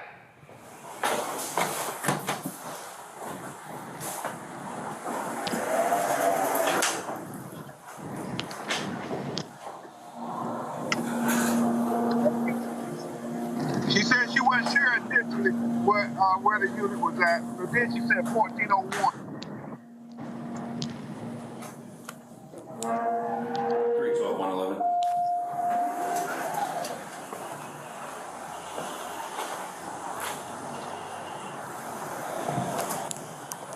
$312-111.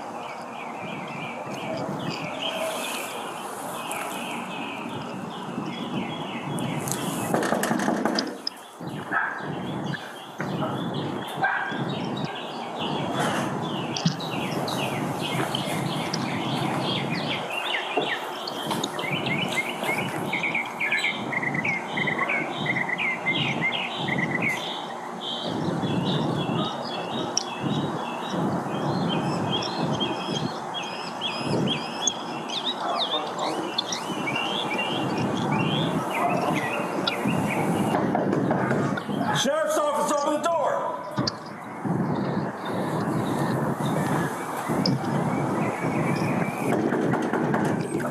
Sheriff's office, open the door! Step out. Drop the gun! Drop the gun! Drop the gun! 312, shots fired. Suspect down. Do not move! 312, get EMS my location. Unbelievable. Oh, all right. Now let me. That's the end of the body cam video there. I mean,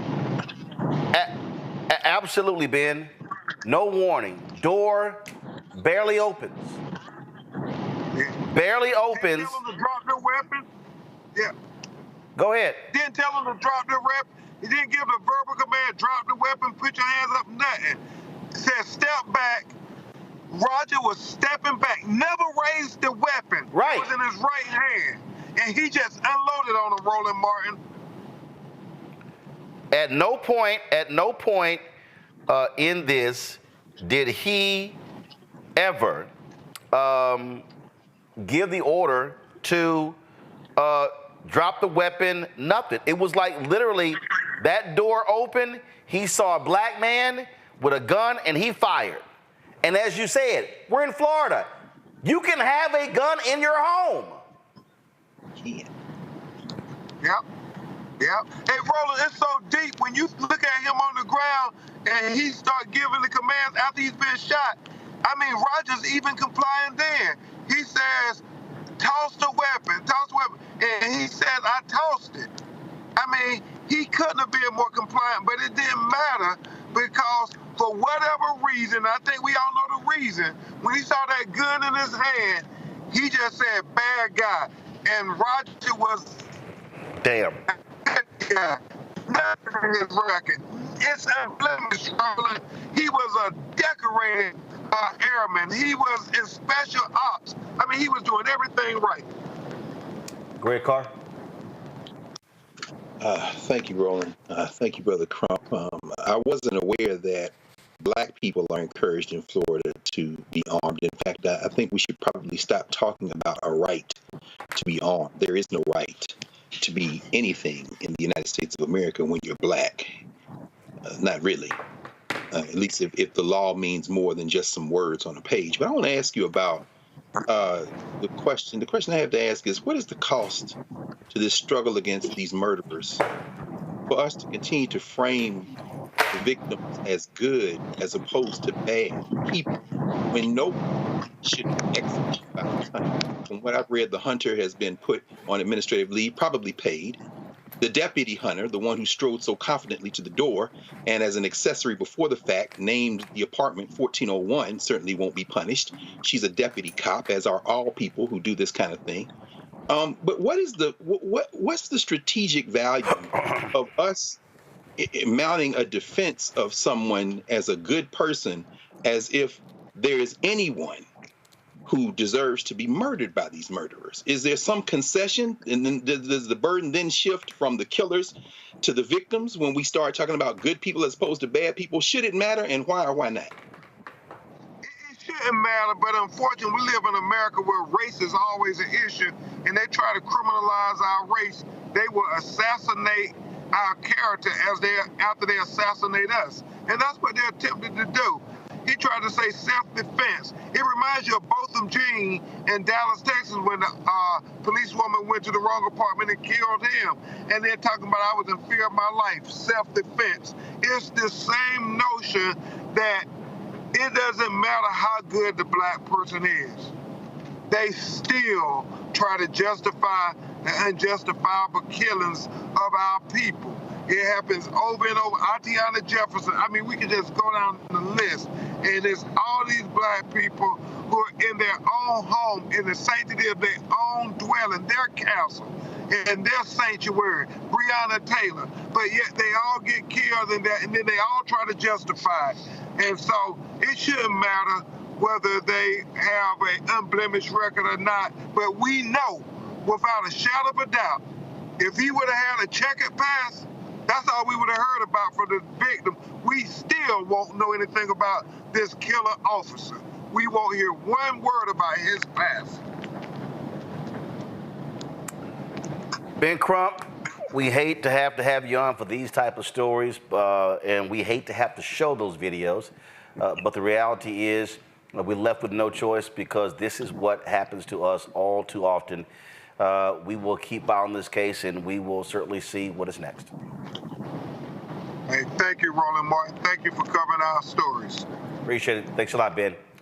Folks, going to a break. We come back. We're going to stay in Florida. The Florida A&M University Board of Trustees meeting is over. And frankly, there are more questions that we have after the meeting than we had before the meeting. You're watching Roland Martin Unfiltered on the Blackstar Network. Support our work. Join our Bring the Fuck fan club. Our goal is to get 20,000 of our fans contributing on average $50 each. That's $4.19 a month, 13 cents a day. You can send your check and money order to P.O. Box 57196, Washington, D.C. 20037 -0196. Cash App is $RM Unfiltered. PayPal R Martin Unfiltered. Venmo is RM Unfiltered. Zelle Roland at RolandSMartin.com. Roland at RolandMartinUnfiltered.com. We'll be right back. I'm Dr. Greg Carr, and coming up on the next Black Table, thinking about the Black freedom movement in a global way. Dr. John Monroe joins us to discuss his book, The Anti-Colonial Front, which maps the social justice movement in the United States and its impact internationally, from Asia to Africa, and how movements like anti-communism were used to slow down racial equality, like critical race theory today. Critical race theory today, communism back then, that's essentially mobilized to shut down any challenges to a given system of power. Connecting the civil rights movement to colonialism on the next Black Table, exclusively here on the Blackstar Network. Fanbase is pioneering a new era of social media for the creator economy. This next generation social media app with over 600,000 users is raising $17 million, and now is your chance to invest. For details on how to invest, visit StartEngine.com/fanbase or scan the QR code. Another way we're giving you the freedom to be you without limits. Hey, what's up? It's Sammy Roman. Hey, it's John Murray, the executive producer of the new Sherry Shepherd Talk Show. It's me, Sherry Shepherd, and you know what you're watching, Roland Martin Unfiltered.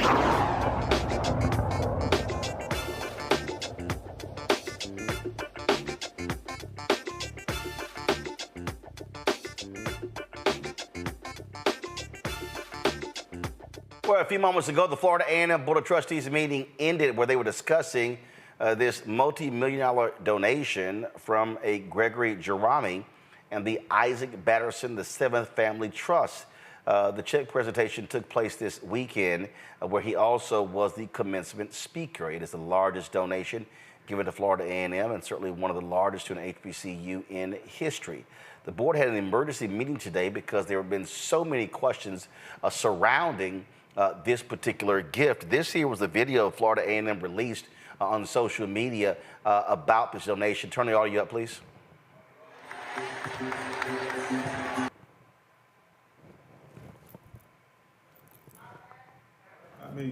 And sign this agreement on behalf of Florida A&M University, the Jerami Family Foundation. The $237 million gift is more than the size of the FAMU endowment value and represents one of the largest single personal donations to a historically Black college and university. To be able to give back to HBCU at this level is important to me. To be able to choose, for our foundation, to be able to choose a university where our legacy will continue and will be the most impactful for generations and generations to come. That is the most important thing to our foundation and us. President Dr. Larry Robinson says this donation will have a far-reaching impact on the academics and the athletics programs at Florida A&M University. Well, we are extremely grateful and ecstatic about this game-changing donation to Florida A&M University. Jerami is the founder of Batterson Farms Corporation and a champion of sustainable agriculture and biodegradable hemp products in Texas. For Florida A&M University, I'm Giovanni Hampton. All right, folks. Well, after that news came out, it took everyone by surprise. So folks began to ask themselves the question, who is this guy? Who is Gregory Jerami? Well, Jarrell Blakely penned an op-ed in Education Newsflash called "For the Love of Money, Has FAMU Been Fooled?" He's been posting a number of different things on social media about Gregory Jerami, and these are questions that, frankly, were not answered in today's board meeting. Jeremy joins us from Indianapolis. So glad to have joins from Indianapolis. So Jarrell, I listened to about an hour of the board meeting. I had to go live on the show. And so I'm listening to this conversation, and they had the company on that handles investments for Florida A&M, and they were talking about paperwork, things along those lines. So basically, those guys did not vet any of this. And so then I had to jump off right when they had the official on talking about the vetting process and how this Jerami reached out to them, how they began to have conversations with him. He wanted to make a donation to the school. After the Spelman donation was announced, $100 million, they said, well, he wanted to increase his offer. Then they began to talk about this courtship. So basically, let's just, for everybody who doesn't understand, FAMU has not gotten any money. There's actually no money. So this $237 million number that people are hearing, this number, is not a real number. What he has given them is stock certificates in this privately held company where he has assigned the value of these stocks to be $237 million. And what they did was, so he assigned, if I'm correct, a $15.85 price per share, and he's given Florida A&M University 15 million shares in this company. But it's a private company. So the reality is, it's not a publicly traded company right now. So until there's an IPO, or until someone privately buys this company, Florida A&M ain't got no money from this guy, right? Did you hear the same thing that I heard? Well, first, Brother Roland, thank you for having me on here. I'm really honored to be on here to discuss this very important issue. Today's foundation board meeting at FAMU was a disgrace. And I believe that it was a symbol of institutional failure at Florida A&M University. What we learned today was that the trust contains several million shares of worthless stock. There is no value to Batterson Farms. It doesn't have any land.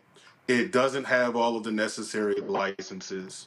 It doesn't have any employees. It doesn't have any revenue that would allow it to be evaluated anywhere near $100 million evaluation. And so today's meeting was disturbing, to say the least.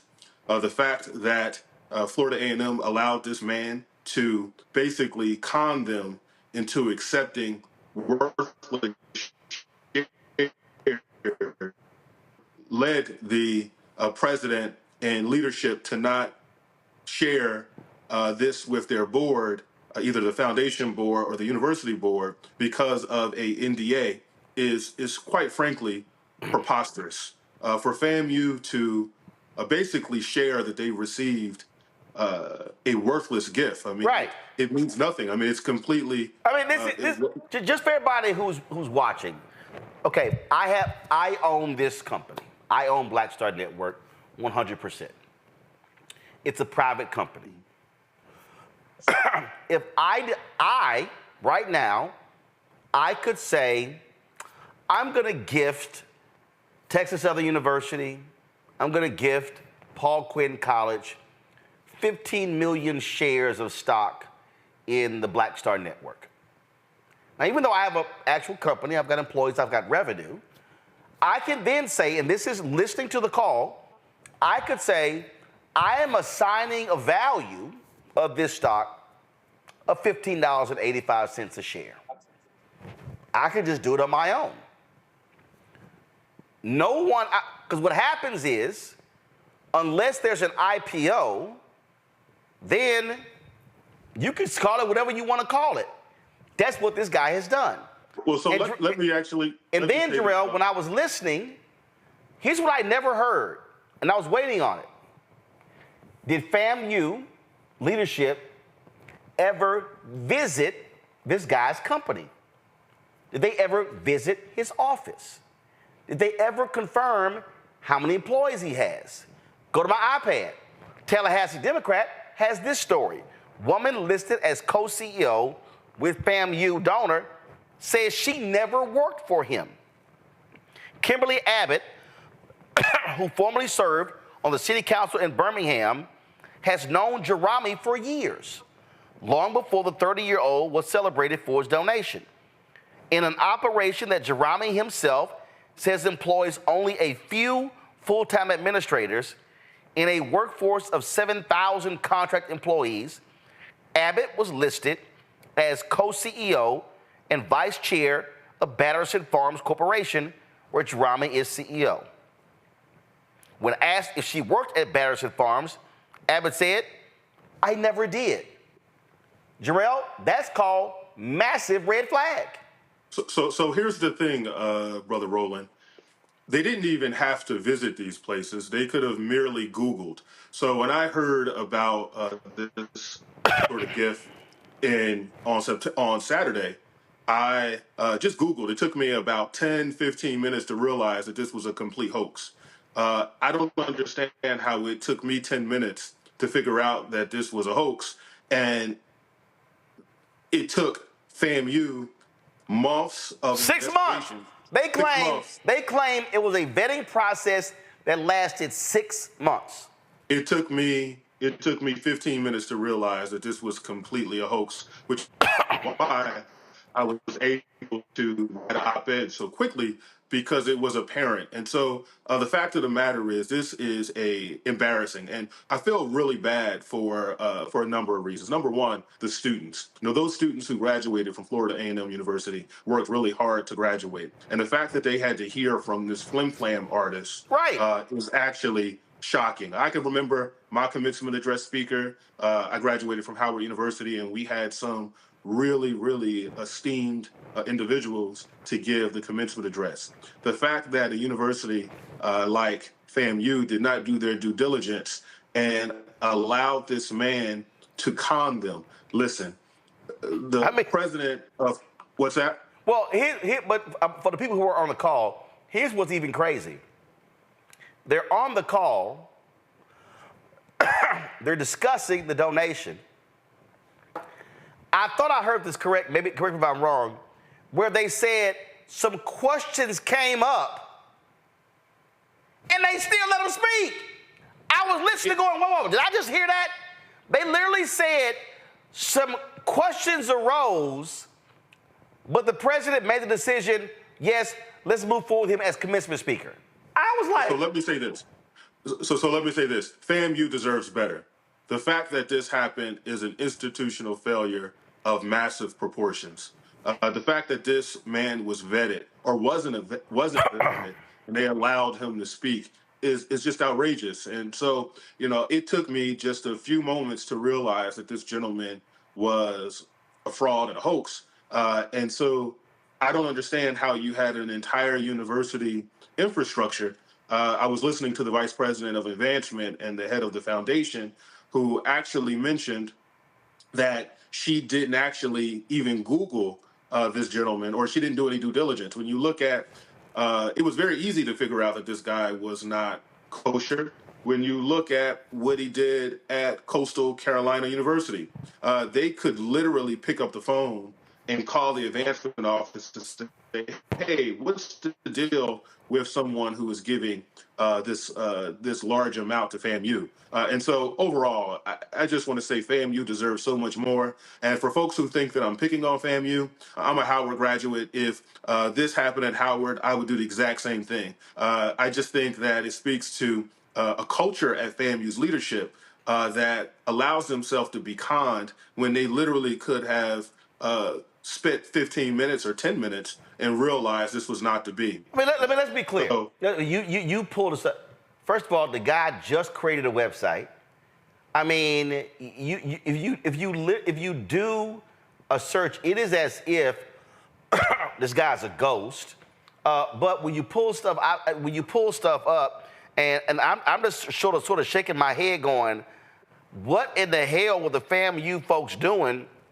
And of course, the president now says they're putting this thing, on ice. But I'm still I'm still trying to understand some basic things. What does he have a real business? Have you seen it? Have you been to the offices? No. He supposedly is. The stocks are in hydroponic and agriculture business. Have you seen any of it? Has anybody with Florida A&M physically said, yes, We visited his corporate office. We saw the farms. We met with workers. On that, everything I heard in that call, nobody ever said that. When I got off after about an hour, did you hear anybody say that? No. So that is what's actually outrageous. The fact of the matter is you have an advancements office. You have a president. And the fact that the president did not let the board know is malfeasance of a highest level. I can tell you that it's incompetence. And I'll just say this, FAMU deserves better. The fact that an esteemed university that was led by so many great people has fallen to these sort of levels is really a shame. The class of 2024 had a very difficult time. They started college in the middle of a pandemic, and they deserve to have a commencement address, speaker. So I'll tell you what, I am willing for nothing. I actually make a donation. I am willing to give a commencement address at Florida A&M University so that they can hear from someone who basically did more work to uncover this than the university that they were educated at. I mean, hell, I spoke Saturday at Wilberforce graduation, and I've done Stillman, South Carolina State, Lane. I got a real resume. This dude ain't got no resume.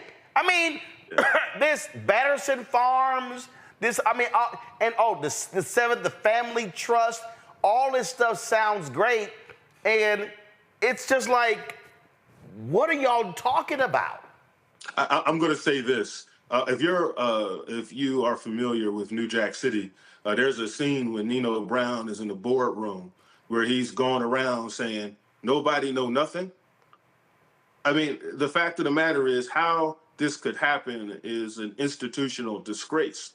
And I'm not picking on FAMU. You know, the fact of the matter is it doesn't take a PhD in nuclear chemistry like the president of the university has to figure this out. It took me 15 minutes.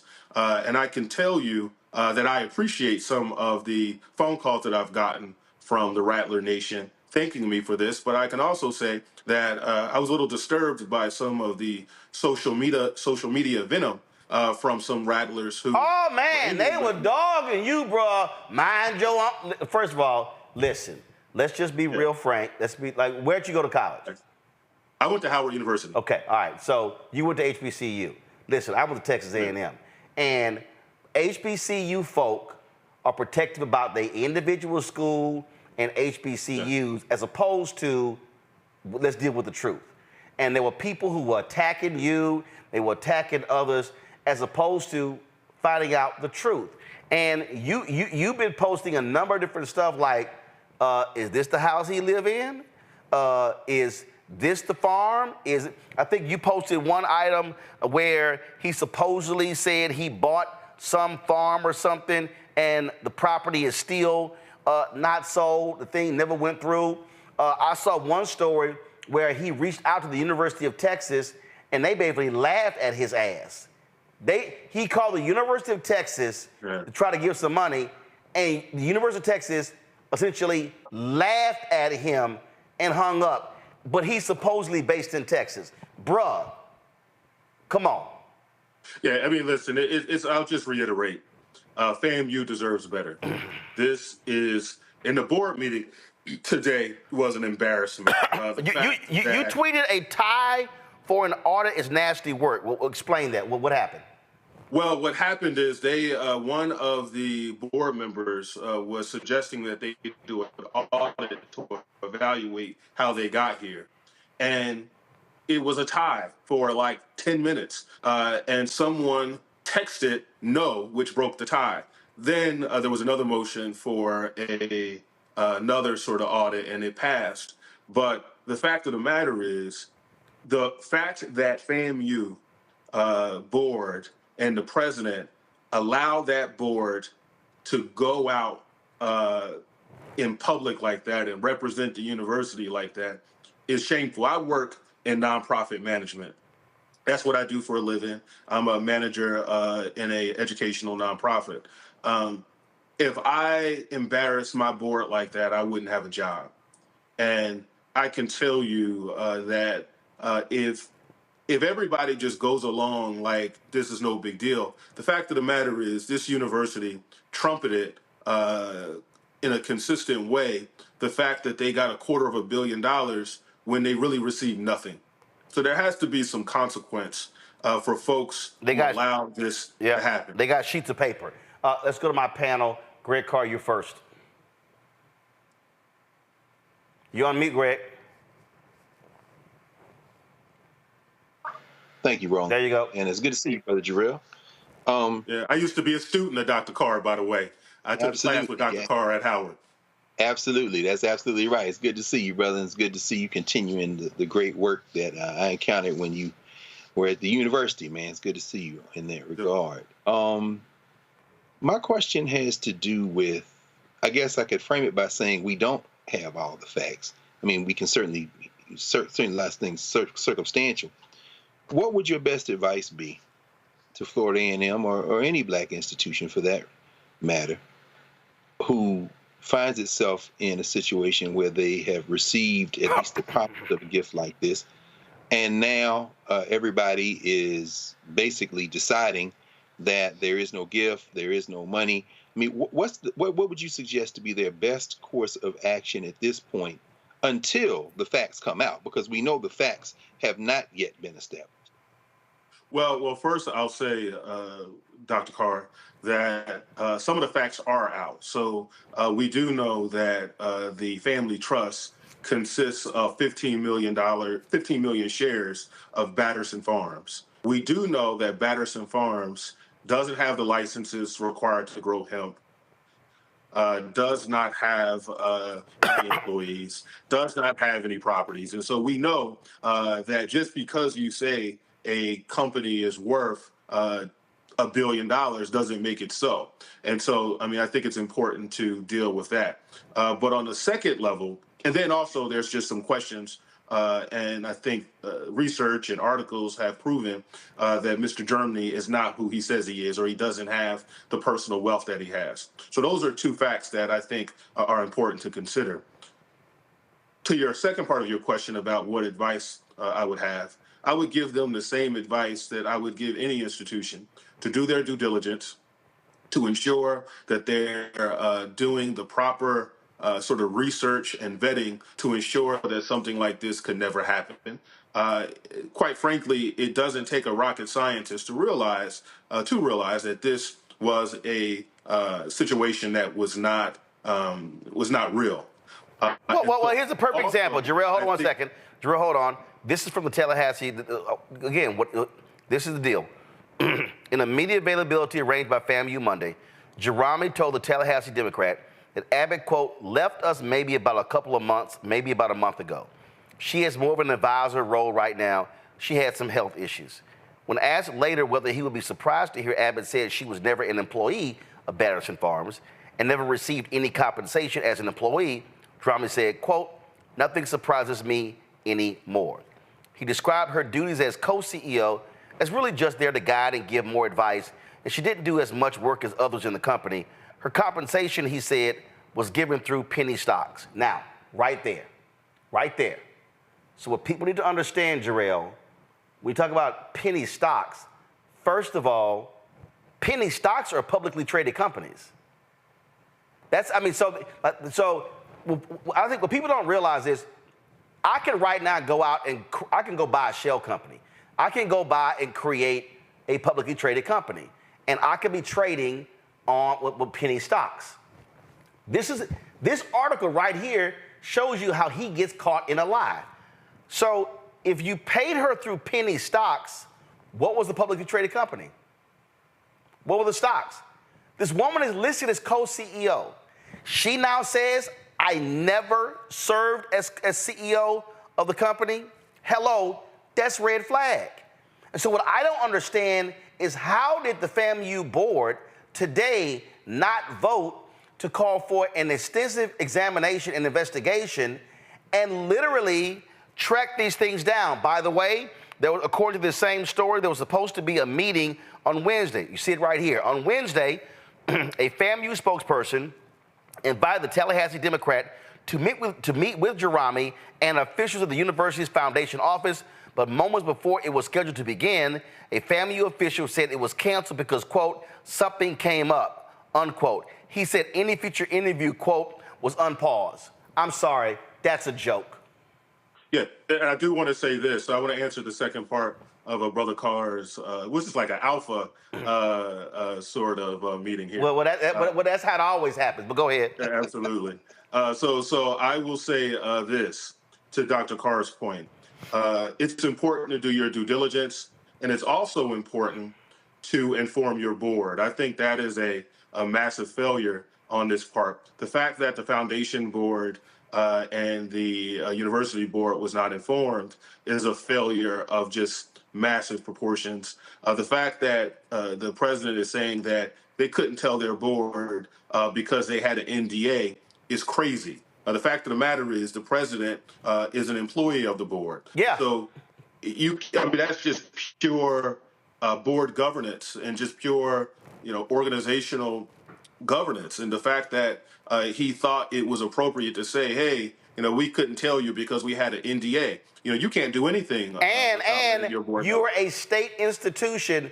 And so even though you are Florida A&M and you sign a NDA, somebody in the state of Florida has the authority to review the NDA. You're a state institution. You can't just hide behind an NDA. Yeah, and I'm going to say this again, and it's really important. This did not take a lot of work, right? Like, I knew immediately that this was bizarre. And within 15 minutes, I realized it was completely a joke. Right here. When contacted by the Tallahassee Democrat, the head of the Texas Hemp Growers Association said he had not heard of Batterson Farms Corporation or Jerami. Now, if you're supposed to be a big-time hemp grower, the Texas Hemp Growers Association might know who you are. So let me say this. I think Jerami has some challenges that I hope he gets help for. I don't necessarily blame Jerami because it's obvious that he needs help. Right. Who I do blame is the university that allowed themselves to be a pawn. Yep. The fact that they didn't do their due diligence and allowed this man to give a commencement address. That, for me, speaks to massive institutional failures that has to change. FAMU deserves better. And not only that, you don't deserve this. Not only that, Kim Godwin, who at the time was the president of ABC News, was out the next day, sent 2 camera crews to the graduation to cover it. So, Reese, go. Mr. Blakely, thank you for being here. I think it's strange that FAMU did less due diligence than Risa Tisa did in Who the F Did I Marry on TikTok. But thanks to and part of your voice around this has brought attention to a very bizarre and strange scam, it appears. I just want to get your thoughts on the layer of protection and the defensiveness people seem to have around you specifically calling this out for it seemed pretty outrageous from the start, and people's willingness to call themselves digging up dirt on you as opposed to focusing on the issue at hand, which is it looked like FAMU was being scammed. And have you gotten any retractions or apologies for the people who were dragging you on the social media about this? Well, I'll just say that people are kind of quiet. I haven't really heard anything recently since the board meeting because it turns out I was 100% right. I don't purport to be perfect. I'm not purporting to be a saint. I've done things that I've regretted. But quite frankly, this isn't about me. And folks are engaging in ad hominem attacks. Don't make the story about me. Make the story about what I'm saying about FAMU.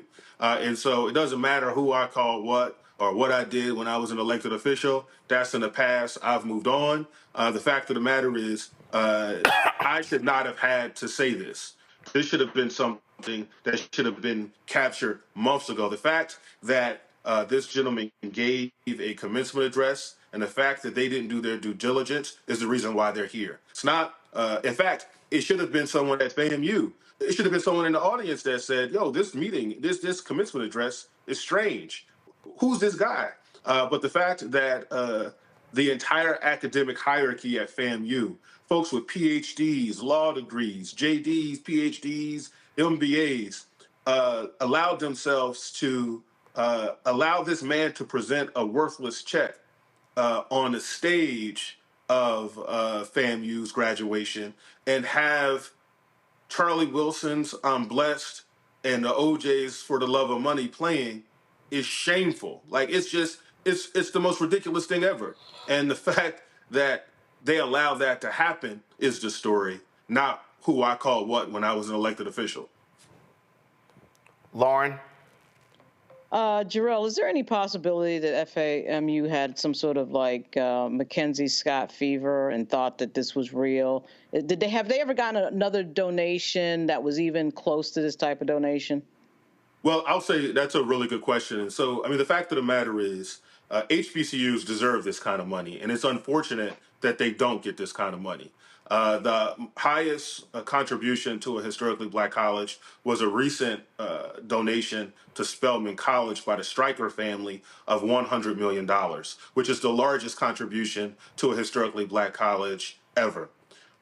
Compare that to Michael Bloomberg's philanthropy towards Johns Hopkins, where he has donated $3.5 billion to one university.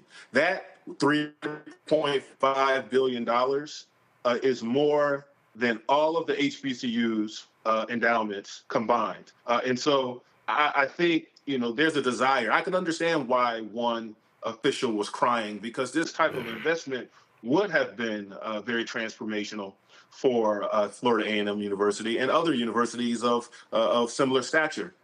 However, just because we want something to be true doesn't mean that it is. And it's incumbent upon the people who are paid to represent the university and to do their due diligence to do the right thing. And so I know that, for example, these types of investments just don't fall from the sky. For example, the Stryker endowment that was given to the Spelman College, that Stryker has been on the board for 30 years, and they have given countless money before that $100 million donation. And so for FAMU to think that someone was going to basically walk off the street and say, hey, I'm going to give you $250 million, particularly when that person has no track record, you never heard of them before, speaks to a level of gullibility that is actually breathtaking and really, really shameful. If I was a board member next week when the full board convenes, I'd be wanting some answers. And if I didn't get any legitimate answers, I'd be telling folks, we'll send your box in the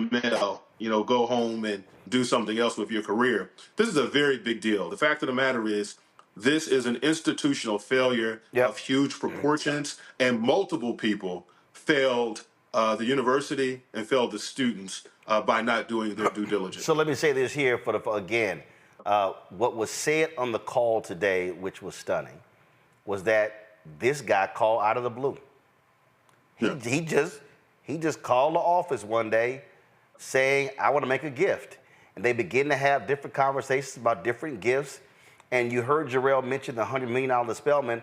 On the call, on the Zoom call today, they said that after the Spelman College donation was announced, Jerami came back and said, I want to increase my gift to exceed the Spelman donation. And they went, yay! This is absolutely insane. Lauren? No, I didn't have anything else. Thanks. Well, Jarrell, so what? So this was the foundation meeting today. What's next week? An actual Board of Trustees meeting? Yeah, I believe it's an actual Board of Trustee meeting. I think an outcome of the foundation board meeting, the president, Robinson, mentioned that the sort of gift is on hold, right? Which is another example, because the gift was never on. So how can it be on hold if it was never on? I think that the board meeting was outrageous. The fact that people just didn't fall on their sword, or people just didn't say, hey, we messed up. I just think really speaks to a culture. Listen, if Dr. Robinson has a job next week, I'd be shocked. Like I couldn't imagine. Put it like this: if Dr. Robinson is able to survive this, the problems at FAMU are a lot more intense than even this situation would imply. We shall see what happens next. Jarrell Blakely, thanks a lot. Thank you, sir. Take care. All right, Frat, take care. We come back. Isaac Hayes III joins us for our Tech Talk segment. Man, my head's still reeling from that FAMU segment. We'll be back in a moment. Fanbase is pioneering a new era of social media for the creator economy. This next generation social media app with over 600,000 users is raising $17 million, and now is your chance to invest. For details on how to invest, visit startengine.com/fanbase or scan the QR code. Another way we're giving you the freedom to be you without limits. On A Balanced Life with me, Dr. Jackie, the necessity of believing in things you can't see. It's called faith. It comes in all shapes and sizes, and it's powerful. And it's a big part of being able to live a balanced life. The valley I experienced being a cancer survivor was one where my footing was completely unstable. I had no idea what to do. And in that instance of not knowing what to do, I had to rely on faith. That's all next on A Balanced Life, only on Blackstar Network. When you talk about blackness and what happens in black culture, we're about covering these things that matter to us, speaking to our issues and concerns. This is a genuine people-powered movement. There's a lot of stuff that we're not getting. You get it, and you spread the word. We wish to plead our own cause, to long have others spoken for us. We cannot tell our own story if we can't pay for it. This is about covering us. Invest in black-owned media. Your dollars matter. We don't have to keep asking them to cover our stuff. So please support us in what we do, folks. We want to hit 2,000 people, $50 this month, raise $100,000. We're behind 100,000, so we want to hit that. Y'all money makes this possible. Check some money orders. Go to P.O. Box 57196, Washington, D.C. 20037-0196. The Cash App is $RM Unfiltered. PayPal is R Martin Unfiltered. Venmo is RM Unfiltered. Zelle is Roland at RolandSMartin.com. Me, Sherry Shepard, with Sammy Roman. I'm Dr. Robin B., pharmacist and fitness coach, and you're watching Roland Martin Unfiltered.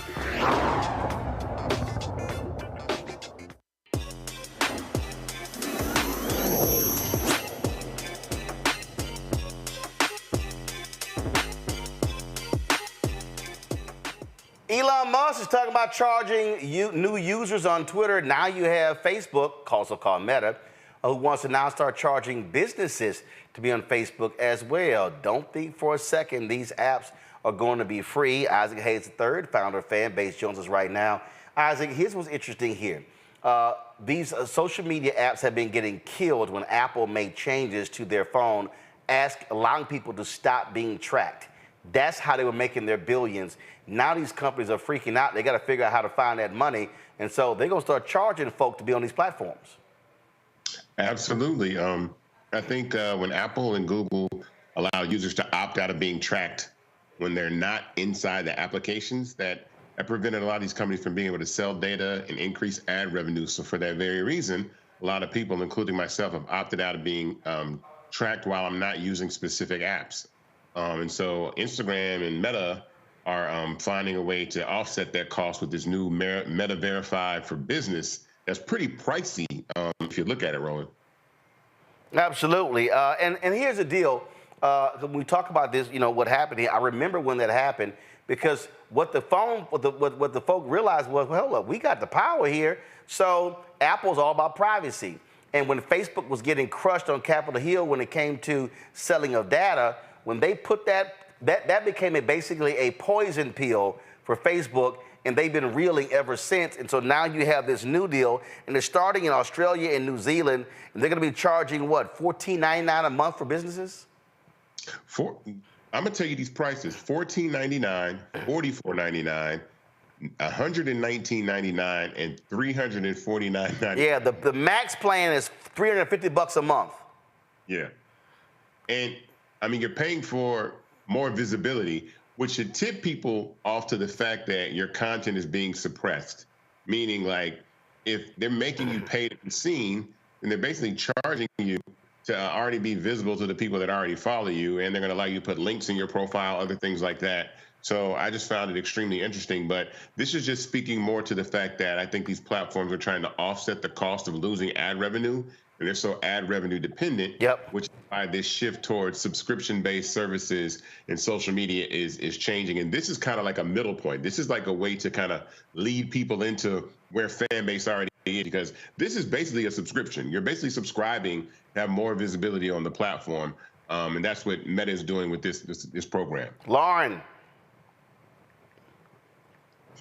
So Isaac, don't you think the subscription model at some point, and I'm talking to somebody who has a StreamYard platform, is going to wear everybody out? Because now everything is becoming subscription. Everything is becoming pay me every month, pay me something every month, and that's starting to get old real fast. That starts to add up, as you know. So when do you think the breaking point of the subscription model business may be? I don't see that. I think that there's still a wide community of people that want to pay for content. It just depends on what you're paying for. It depends on what you're subscribing for. Because when you subscribe to Netflix every month, you're paying $20, $30 a month to subscribe to every single piece of content that is on Netflix. And you might not watch 99% of it, right? But if you could subscribe to someone for $2.99 a month and get an entire network of content specifically from that person, then you would pay for that and get rid of Netflix. And so I think subscription fatigue is absolutely real, but I think as subscription-based services become more available and more widely known, there will be niche communities that subscribe to specific things that actually people are more interested in. A lot of, like with media now and television, you're casting a wide net. A place like Disney Plus or Hulu or Netflix is casting a wide net, right? As opposed to narrowing down on the very, very finite a group of individuals that are interested in horror films or comedy specials or, documentaries. And so I think that's going to be something that's extremely important. And then with the advent of AI, I really feel like in real life content, which is called IRL, which we see a lot of the young streamers doing, is going to be the real television, which is reality. Like reality is going to be, the most watched type of content, more so than pre-recorded, filmed, expensive content that people are putting out nowadays. Thanks. Well, their reality is, I don't want to think about that. All right, Reese. I guess, can you talk a little bit about how undemocratic our information is becoming? I think people have this false sense of when they search for something, they are getting results based on the merit of the content that pops up, as opposed to algorithms starting to manipulate and throttle different websites or different content because of things like you mentioned, subscriptions, paying for advertisements and things of that nature. Can you talk about the information and the awareness that needs to happen around that issue of social media? I think most users are really unaware that these platforms are in competition with them. Every single person that's on Instagram or Facebook, the app is working against you because you yourself are a network. Every single person that has a social media profile, television network. And if a company wanted to advertise with you and you could consistently reach 1 million people, 10 million people, 100 million people, you could just charge for people to post content on your page, and the platforms know that. So they actually suppress your content and squish it down, and it forces the companies to do things like advertise with them. So this is just another way to continue to force advertisers to either do business directly with or for the visibility that they should already have. So for instance, Reese, right, Beyonce has 319 million followers on Instagram.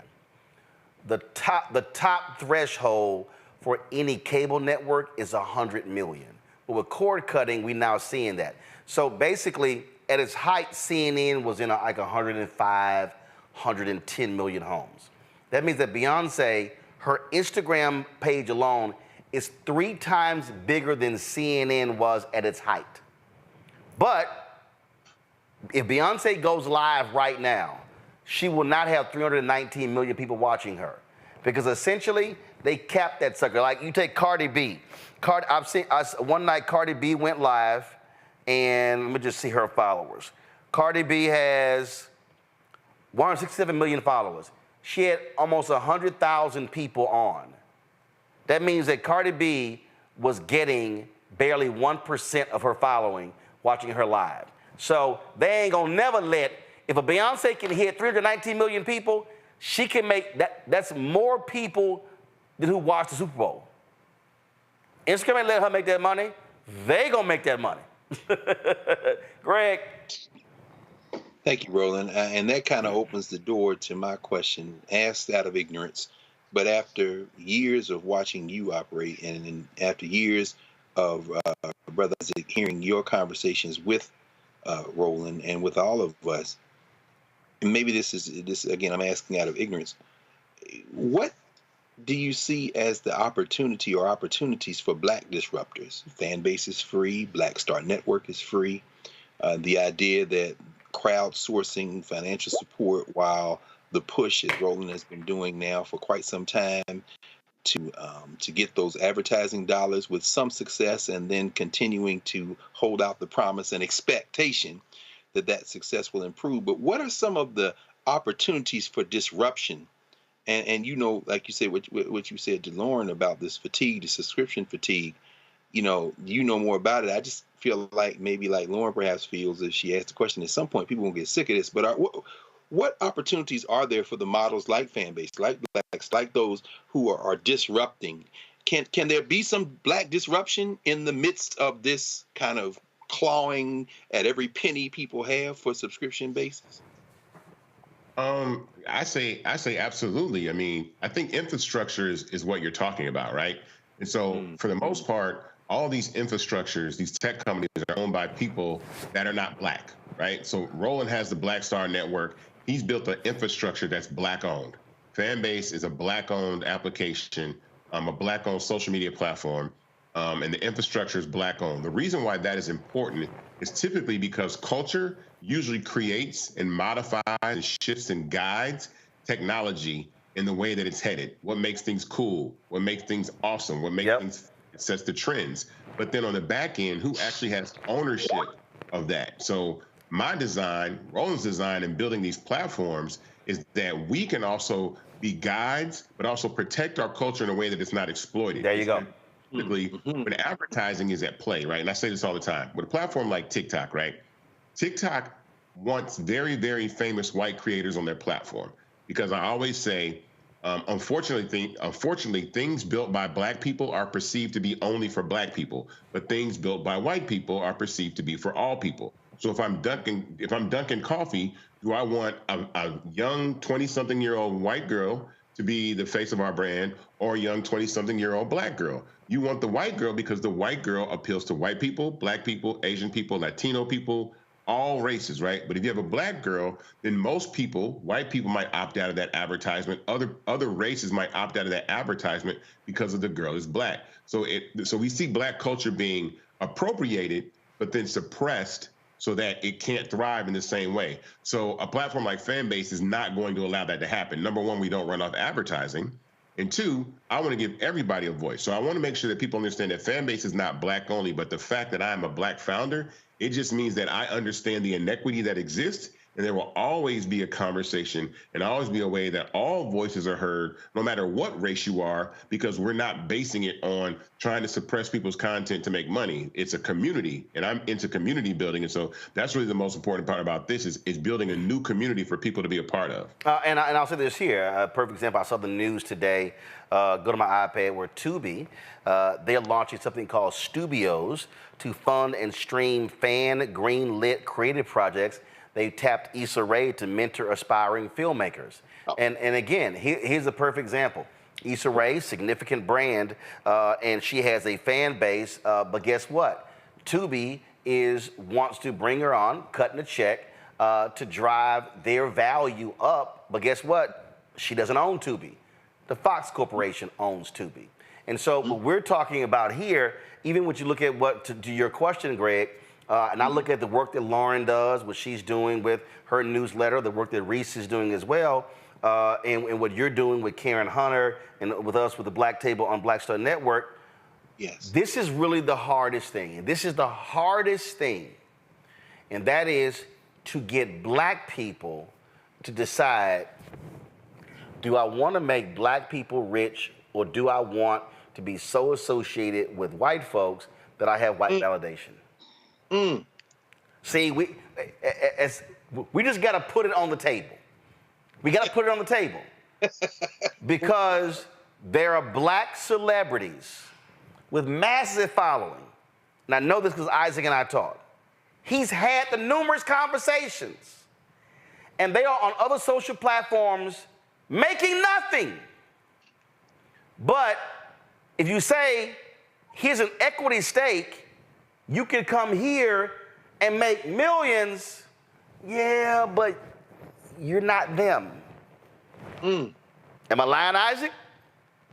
I don't think you're lying, but I think we also have to understand, I say this all the time, you know, and people like you, Roland, there are black people in this country that understand that they are not minorities by their energy or their effort or their creativity. And so for me, I'm a person that's never felt like a minority living in Atlanta. And what I mean is, when you grow up understanding that white supremacy runs everything and that you have to fight your way through that, I don't fault the paths that Oprah and Jay-Z take. I don't fight the path that, you know, I understand why, because that's the only thing that they know. They don't, and I mean, we're getting to the point now where you should know. I mean, you're out there, Roland, I'm out there. We should know that we could actually invest in these startups and scale these things to $100, $200, $300 billion companies if we want to, but we have to get past that point. But I think that's hard to tell people to not kind of like stop fighting, right? All you have, if there's no villain, then the battle is over, and what do I have to fight? And a lot of people want to be able to fight